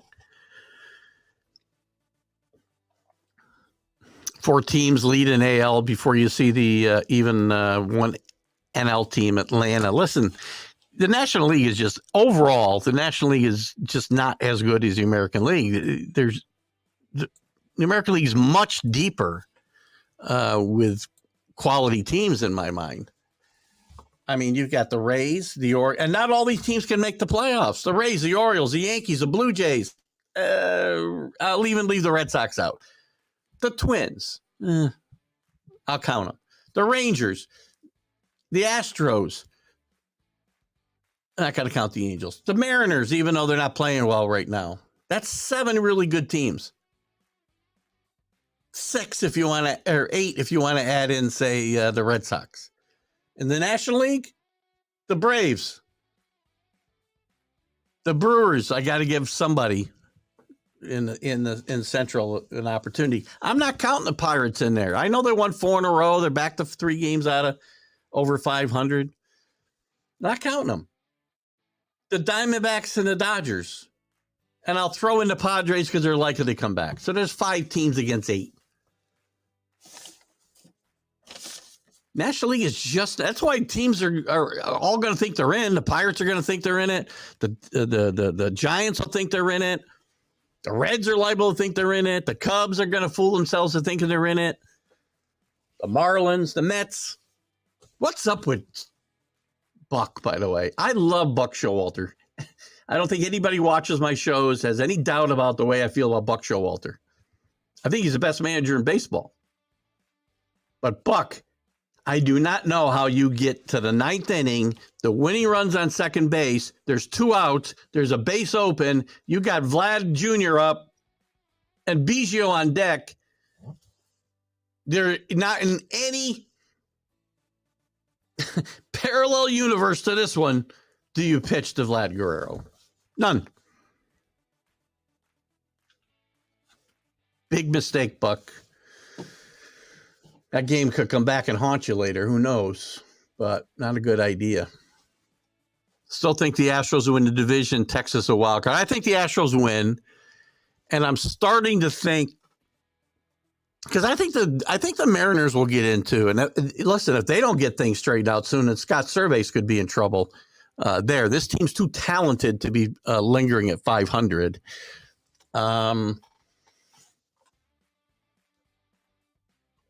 If it wasn't for how strong the East is, I would say that the Rangers, Mariners, and Astros could all make the playoffs. But I think the Mariners will have a tough time now because of the strength of the East. I think 3 teams will get in from the East, and 1 wild card from the West, outside of the division.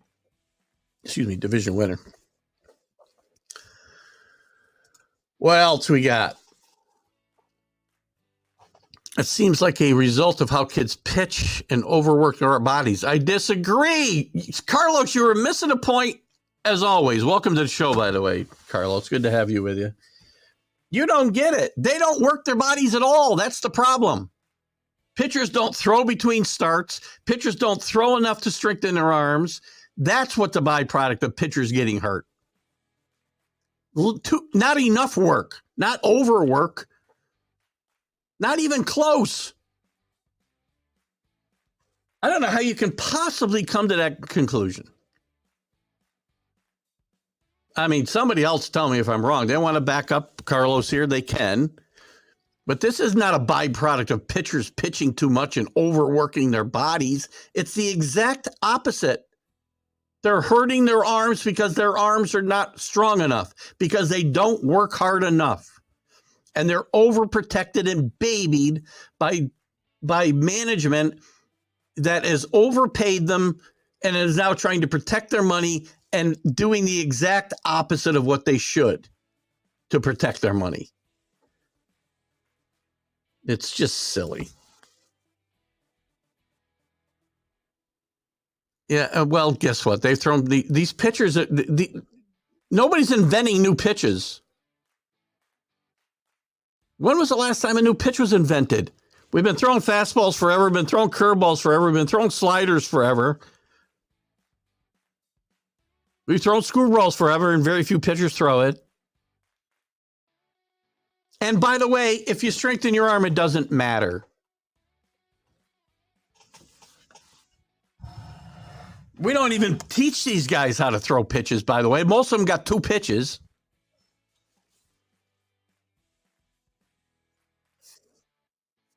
Please. This is a problem that's a systematic issue in baseball. They baby pitchers from the minute they sign to their time in the major leagues. Over and over again, you see guys get to 90 pitches and they're looking for somebody to come and get them. And the first time they get in trouble, they're looking for somebody to come and get them. Because the pitches you throw in difficult game situations, right, men in scoring position, blah, blah, blah, are certainly more stressful on your arm than pitches when you're just cruising through an easy outing. But none of them, you don't even get paid to pitch the most important part of games. As soon as you get in trouble, you're out. This isn't hard. This is not hard. If you're paying any attention at all, this is not hard. Mediocrity still reigns. In the last 10, only 6 teams are in the 6-4, 5-5, 4 are not in. Sorry, the 6-4, 5-5, 6, 4-6 bubble. Yeah, and you got to throw. Yeah, the problem is you got to throw those 2 Kansas City, the Kansas City and Oakland even out because they're just skew things the other way.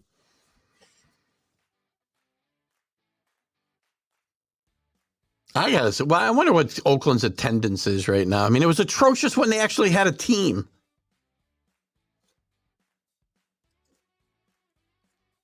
Back in the day, guys, I don't agree.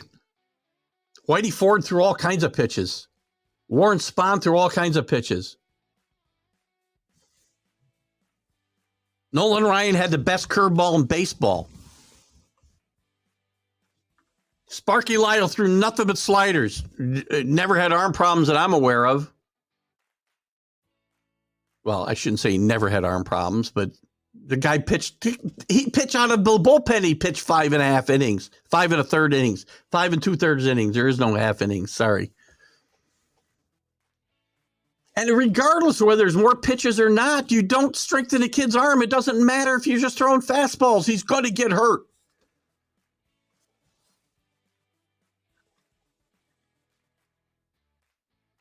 It's got nothing to do with it. The travel play has nothing to do with it. These kids are getting hurt. So you're telling me traveling and playing as a 12-year-old? And by the way, up until a certain age, you can't even throw curveballs in baseball. I'm sure at 12 they are now. But Little League, they can't. And they're not hurting their arms here. And I have no problem. And there's also winnings restrictions with these kids.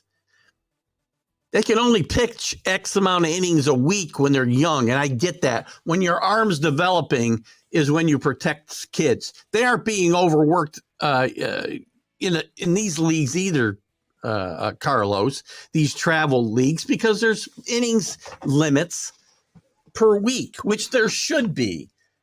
We can't compare a 12-year-old kid with a 25-year-old kid. Ugh. Benintendi hitting 267. It isn't awful, but he is no. But let me look at his numbers here for a second. He's never been a home run hitter. I agree, Drew, but no home runs and 267. I got to see his on base percentage before. And it stands out because he's on a bad team. He decided to go there instead of staying with the Yankees. And he's a good fielder. He's averaging, that's his home. I don't want to see that. Let me see his numbers here. Andrew Benintendi.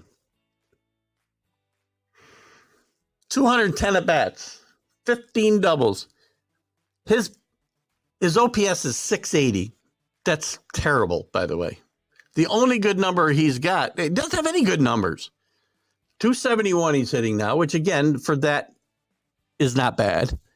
328 on base percentage, pedestrian. 352 slugging, awful. This is not a productive Major League Baseball player. 14 RBIs and 210 at bats. Now, maybe he's hit at the top of the order. I don't know where he's batting day after day. He's only got 29 runs scored, so I'm going to say that's not the case. This is a bad baseball team. It's going to stand out more, but listen, 680 OPS. It's that slugging percentage is not good. You can have a decent slugging percentage by hitting doubles and triples too, Drew.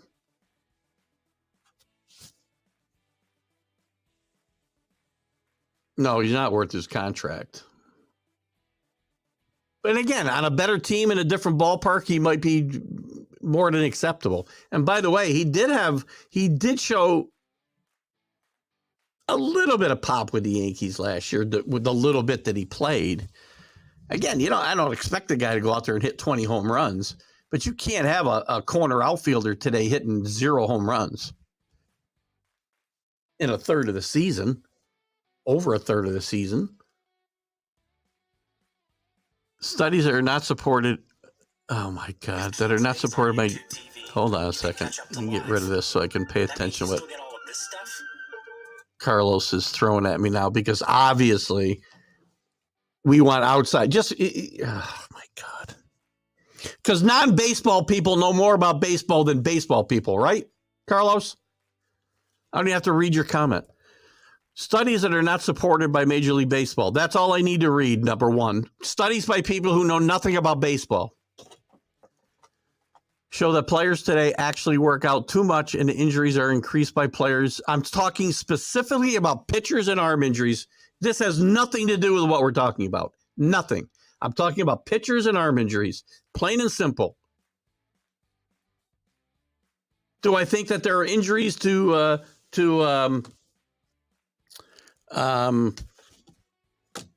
what do we call it? The core? Yes. Not by pitchers. Pitchers hurt their arms. This conversation started about Steven Strasburg having arm injuries his entire career because he's been babied. Matt Harvey. I'll go on and on. I'm not changing my tune here. You can throw all the non-baseball studies at me you want.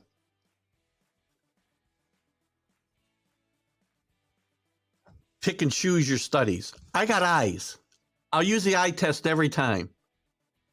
For me, it's no different than all the other issues that we face day-to-day life. I'll use my common sense and my eyes, which have treated me pretty well through the years. They're not imperfect, I will admit.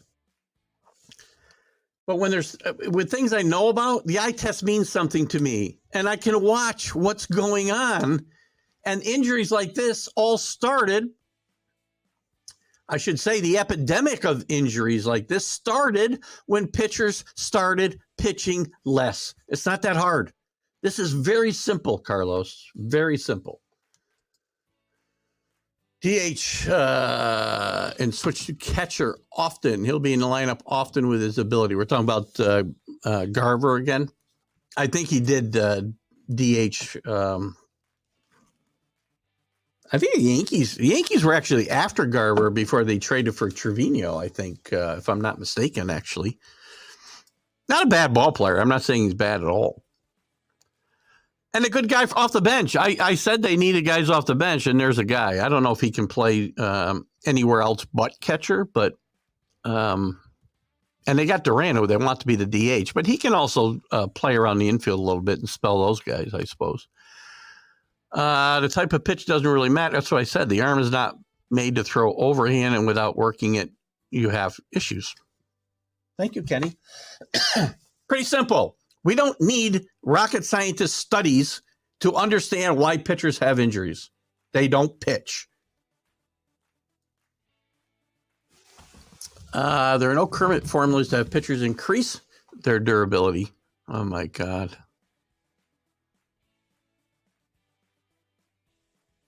You know why, Carlos? Because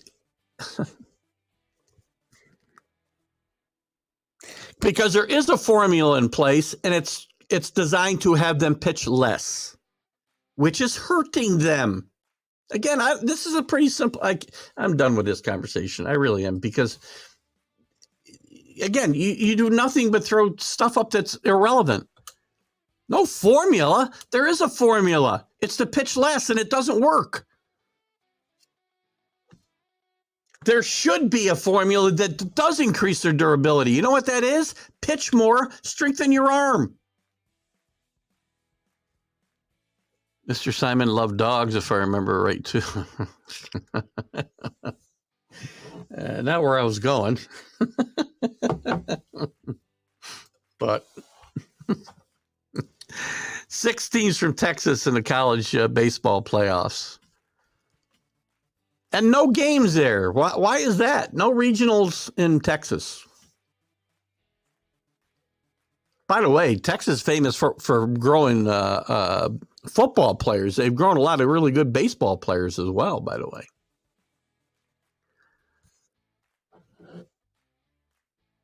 Oh, my God. You're too funny. So you'd rather a president where all the pitchers have arm injuries. That's what you want? You want a president? What the game hasn't changed. They're trying to change it, obviously. But this, you want to leave it in the past, leave it in the past. And if you want your pitchers to pitch, 100 innings a year and pay them the most money and then have them get out after 5 innings and then still hurt their arms that you're trying to protect, that's got nothing to do with eras. It's got to do with approach and mindset. And it's wrong. And money's changed the mindset.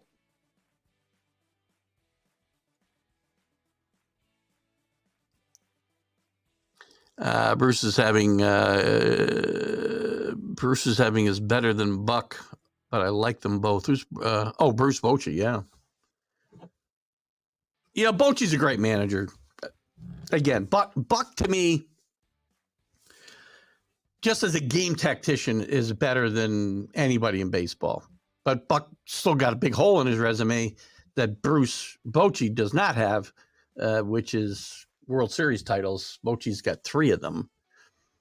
And I will argue that of all the things the Rangers did, the most impactful was bringing him in to manage. He's just a great manager. And I probably should have given that more credence, and I didn't. My mistake. Yeah, again, but that's also been around forever. You don't even see the knuckleball anymore, right? Rarely. You see a few guys, but not many.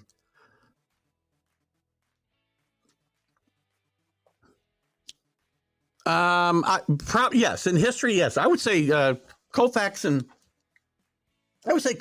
Ryan had the best curveballs of any pitchers in history, right? And Nolan Ryan didn't have a lot of serious arm injuries. Koufax's injuries were not really pitching related. He had arthritis in his elbow, not from pitching. It deterred him from pitching, but it wasn't caused by pitching. Maybe it was exasperated by it.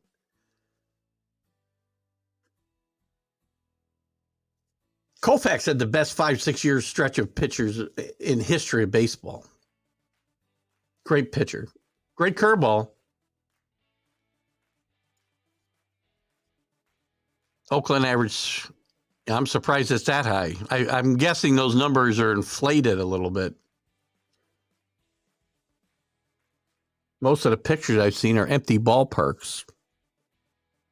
And they could go there and watch history being made because they're gonna break the record for most games lost this season.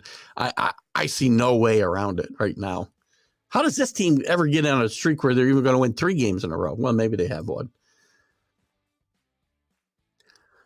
Oh my God, pitching has not changed. The actual art of pitching has not changed at all. What's changed is the approach to how pitchers are allowed to pitch. You keep throwing stuff out there, and it hasn't changed. Arm angles. Every pitcher's had different arm angles. You've had guys throw from the side. You've had guys throw underarm. You've had guys throw straight overarm, overhand, overarm. Nothing's changed in that regard. The only thing that's changed is the approach to how often they can pitch. That's it. Pitchers historically threw between starts. That never happens today. Got to protect our money.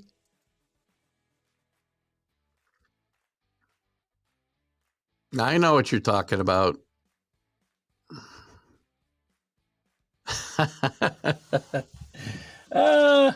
Well, we're moving on to the 30th. So by the show we do on the 2nd of July, I'll have my new desk set up. My new desk came the other day, and probably next weekend, assuming we can get in the new place next weekend, and I start to bring some things up, I will probably get that built and ready to go for when we do move. Because now when I get excited, my whole desk is going all back and forth. Oh, God. Studies are done by former pitchers from college, minors, and major leagues. Now, you just told me they were not related to the major leagues.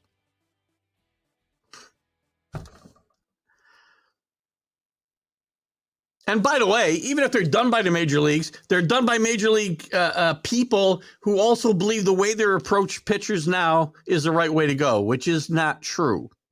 So they already start from, like, every study, whether you want to talk about climate change or whatever, every study starts with people with a predetermined idea that they want to prove or disprove.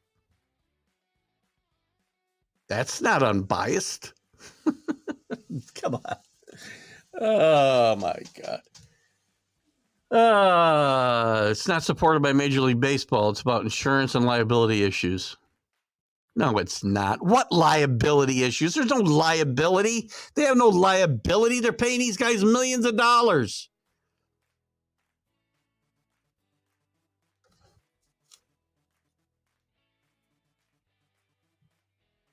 They're trying to protect their millions of dollars. The wrong way. That's my whole point. The whole point is they're trying to protect their money and they're going about it the entirely the wrong way. The fantasy update. Drew's weekly fantasy update. Rick, number 3. Sorry I had to knock you down out of first place last week, Rick, but my team decided, I should say, to have a great Sunday last week. I did bench all my pitchers to protect my pitching stats, but Drew and I are battling a very close battle this week, as he says. All I want to do is continue to make up points, a couple points a week. So if I beat you by 2, I'd be happy.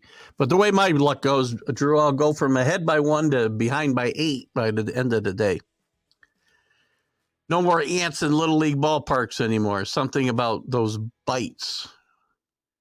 Yep, that's the reason why kids get hurt easier today.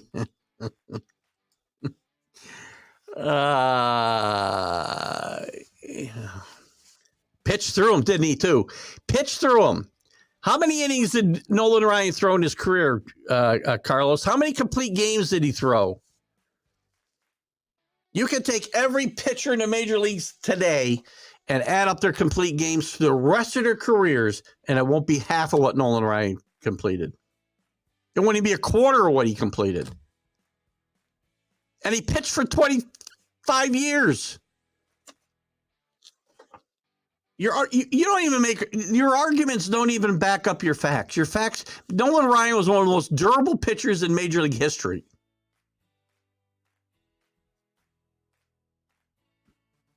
I'm not saying none of these guys had arm injuries.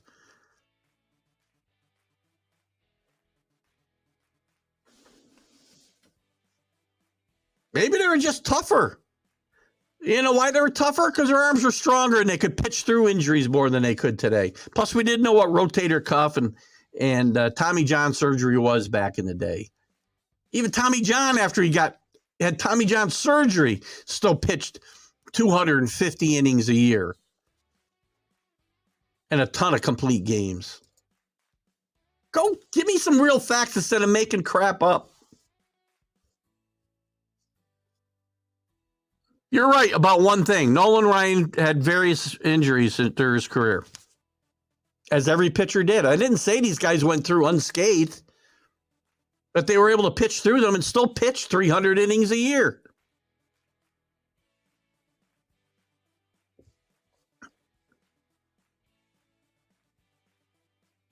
Sorry, Rick talking about his fantasy. Uh-oh. I can't read I got the fire. I don't know what's in the middle there, CA, with your emojis. We're going a little long today. We'll go a little bit longer. Who cares about the NCAA? Again, they're part of the problem. Kids at that point should start pitching more, especially when they get to Major League Baseball. I really don't care about the NCAA. What do I care? You did say supported by. Let me go back and find your comment. These studies are done and supported are done on former pitchers from college minors. Are done. I'm sorry. Maybe I misread your comment. And I don't care. When were they done by? If they were done in the last 20 years, it's not relevant to what I'm saying. All you're doing is backing my argument that pitchers today get hurt more. Everything you've thrown at me, in my mind, supports my argument. I lost my spot here. Where am I? There we go. Carlos, why do you get into things you know little or nothing? Yeah, it just shows you want to be heard, whether it's right or wrong. I'll point out beforehand that you misspelled weather in this context, Kenny. But three of the four on IL are relievers, Rick. So you get no sympathy from me. Just a different angle on the opinion on why pitchers don't go 6+ innings. They don't go over 6+ innings because the major league teams try to protect their investment. It's that simple. It's not complicated. I don't need studies. I don't need anything else. All I need to do is go watch games from years ago and watch games today. Watch the games, Carlos. Go on YouTube and go watch games from the 70s and watch pitchers pitch. And guess what? They threw a lot of pitches. They threw a lot of pitches in a volume, and they threw a lot of different types of pitches. And they pitched with injuries.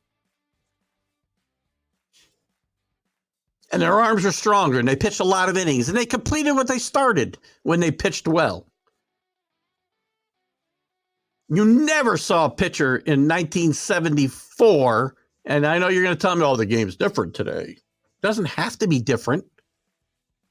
They've chosen to make it different to protect their investments. I wonder if the answer did have something to do with it. That's a great thought, though.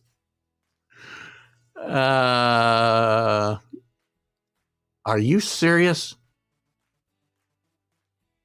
It absolutely means he was durable. He went out and took the ball every freaking time. Was he reliable and stubborn? Yes. Also, he was very durable.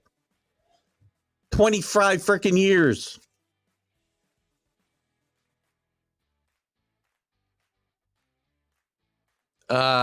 Yes. I'll say yes to that, CA. We'll definitely do that. fantasy baseball, fantasy football. We'll do that. It's easier to get set up and kind of maintain than baseball, and especially when I'm in daily ones. And take a look at the mound lower and watch the arm problems mount. Well, there you go. There's another issue.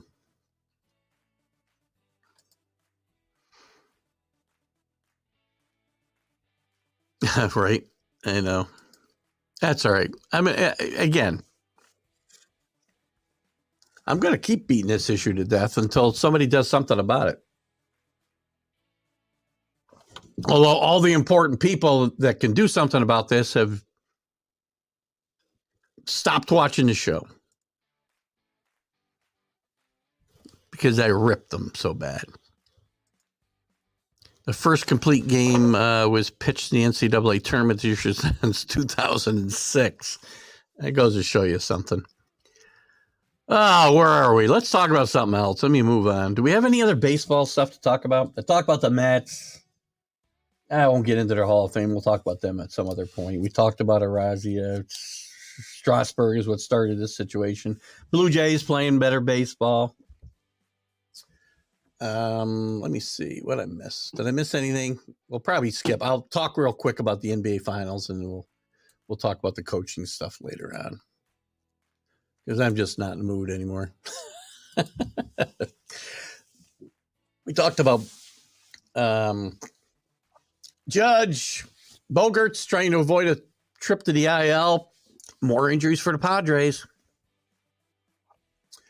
Diamondbacks manager Troy Lovello gets a 1-year extension. They're doing a great job. First place, tied for first place in the NL West, playing great, as we said. I will talk about this quickly since it's here. Howard Johnson, Al Leiter headlined the Mets Hall of Fame class. Who else went in?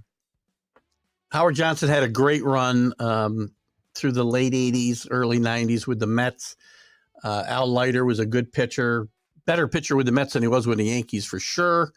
Also pitched well with the Blue Jays, I believe. Who else went in? Oh, Steve Cohen. Not Steve Cohen. Charlie Rose went in. Well-deserved. Charlie Rose, longtime announcer for the Mets. And also Gary Cohen went in as well. Also a long time. Not quite as long as Howie Rose. Howie Rose has been doing Met games since he was about 19 years old. So congratulations to all of them going into the Mets Hall of Fame. Darryl Strawberry here was in town here this week at the Valley Cats game. And Darryl Strawberry, to his credit, recognized that he could help people from going down the same road that he went down, and wasted a really good, probably Hall of Fame career. He had Hall of Fame talent, but unfortunately, drugs and alcohol derailed his career. And he was here in town talking about it. He will also become one of the next class of New York State Baseball Hall of Fame inductees, I believe this November, that would be. What do you got here, Kenny? Did anyone see the umpire get smacked in the face with a pitch? The catcher made? That's happened before, Kenny. I'll bet you anything that you did this in your career. You know, there's been certainly more than a handful of instances of catchers unhappy with umpires who have kind of missed the ball and let it ride into the pitcher. So anyway, real quick, I'll talk about a couple other. I'll do some odds and ends here. I guess I'll put up odds and ends. We'll finish up, and if you guys want to talk about any of these topics, we'll spend a little more time. Otherwise, we'll get ready to move on. The NBA Finals. Denver annihilates the Heat in Game 1, 104-93. Wasn't even that close. The Heat came out no energy, which to be expected. A long, hard-fought battle with the Celtics. What I found interesting was they fell into exactly the same trap. So it was ironic. They fell in exactly the same trap that the Celtics fell into in Game 7 with Miami, just throwing up three-pointers and playing right into Denver's hand. And by the way, Jokic is just a freak of nature.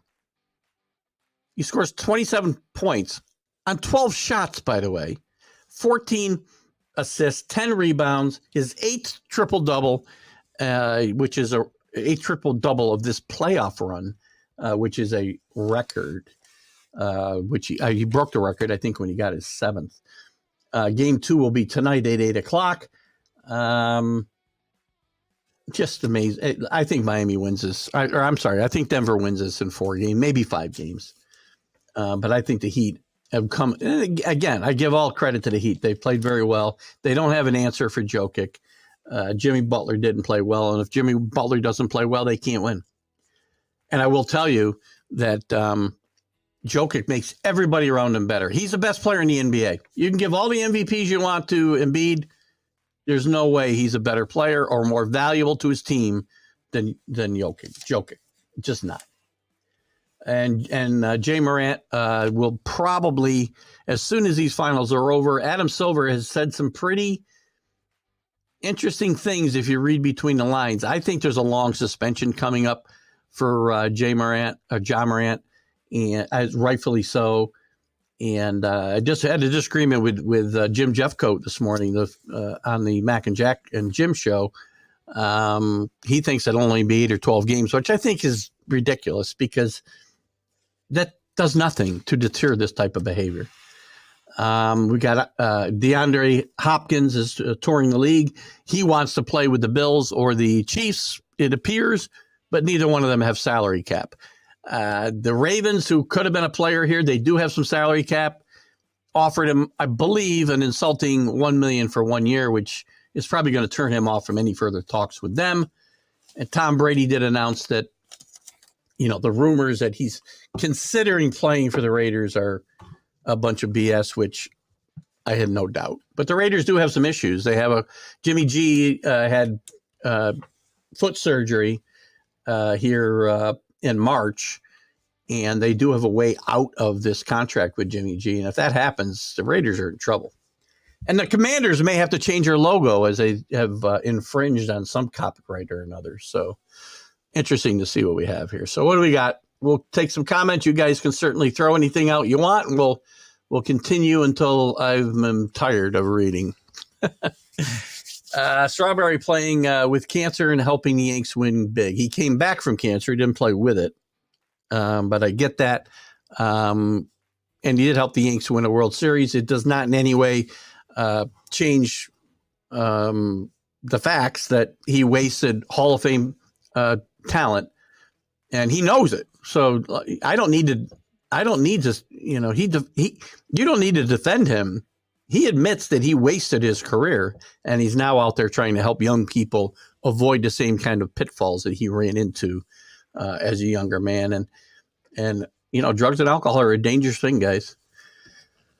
What do you got here, Drew? Denver looks as good as their record. Layoff didn't seem to hurt them at all. You're right.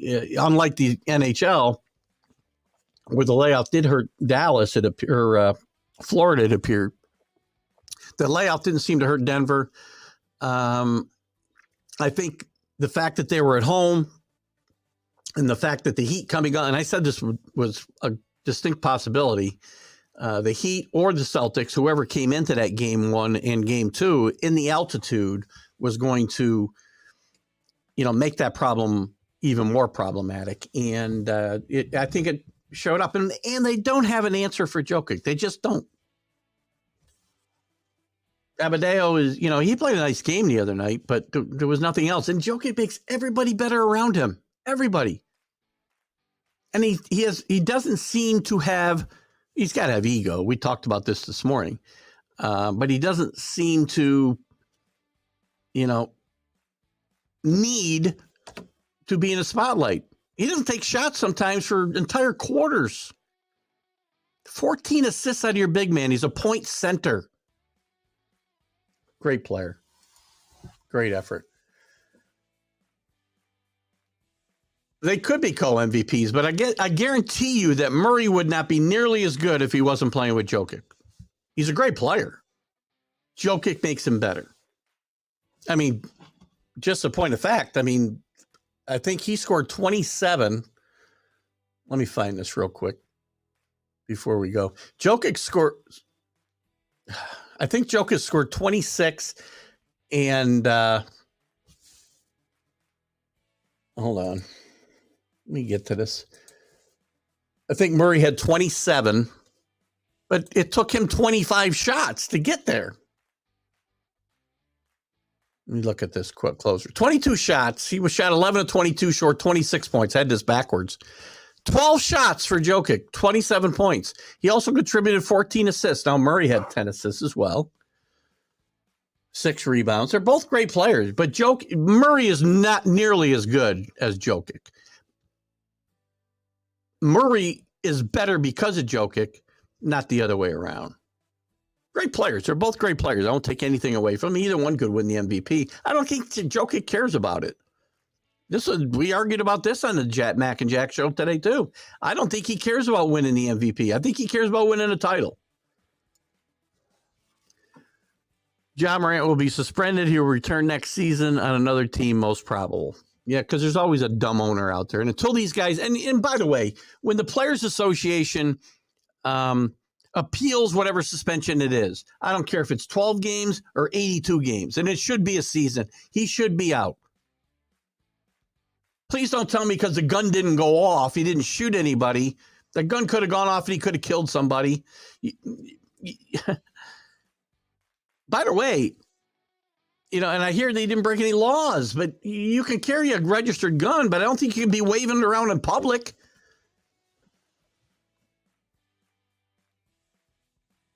And the Players Association is instead of trying to get him off, how about getting these players the help that they need when there's something obviously amiss here?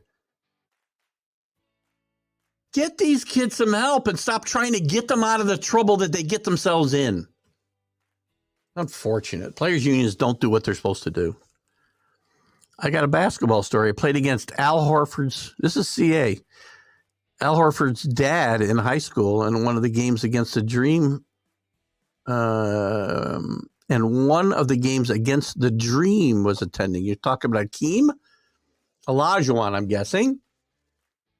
Interesting story, CA. And how did you fare against Mr. Horford? Great player. Kenny, drugs and alcohol are a way to destroy oneself because that person has no mind to begin with. Well, again,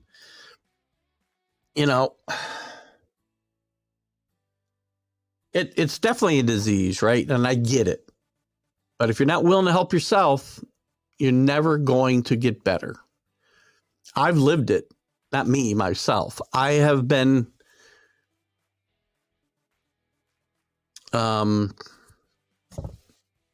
more than once in my family, there's been issues with drugs and alcohol. In a past relationship, there was an alcohol problem, and it's not a fun thing to live with. And again, you can only help that person so much. If they don't want to help themselves, they'll never get better. And Daryl knows that. Daryl has admitted to what happened to him. And I give Daryl Strawberry all the credit in the world for now doing things that will try to steer people away from what he did. It's an insidious disease. And again, I understand how it happens. I don't understand how people, just will not help themselves once they recognize the problem. And I've seen it up close in situations too close to me for sure. Anyway, we're going to wrap it up here. CA, you want to put a post up? I'll make sure it gets seen about how you fared against Mr. Al Horford. And guys, it's been a fun day today. We've gone a long time. We went nearly 2.5 hours. So probably none of this will make it on to the new television station that we're on with, and I'll try to send over some of that information if you guys want to watch some of the other content. There's some good stuff. The problem is I want you guys here live because this is what really makes this show go with the comments. And yeah, sometimes we beat a dead horse, but I'm gonna beat a dead horse when it needs to be beaten because voices is like. I don't say my voice carries very far in the grand scheme of things, but if there's enough voices like me, maybe maybe people will start to understand the problems in sports today that need to be addressed. I don't have all the answers. I don't even say I'm always right, but I'm right this time, and I really believe that. So I hope you guys enjoy. I hope you guys have enjoyed the day. Hope you enjoy your day. And I've had a great time here today. We'll be back next Sunday with our Sunday Stream of Consciousness as well. Jim Biringer will probably join us then. And we'll see you Friday with the Are You Serious show. And either this Wednesday or next Wednesday, we'll put together a sports huddle and get Larry Sorensen on to talk some college baseball, as it were. 7-2 put fear in our eyes. First home game, we were close to beating them. Lost by less than 5 and blow out the playoffs. Good job, CA. And glad that you had that experience and you get to relay that story. So, guys, thank you. Enjoy your day. We'll catch you next time. T Tango for TGI Sports Talk. Have a great, great day.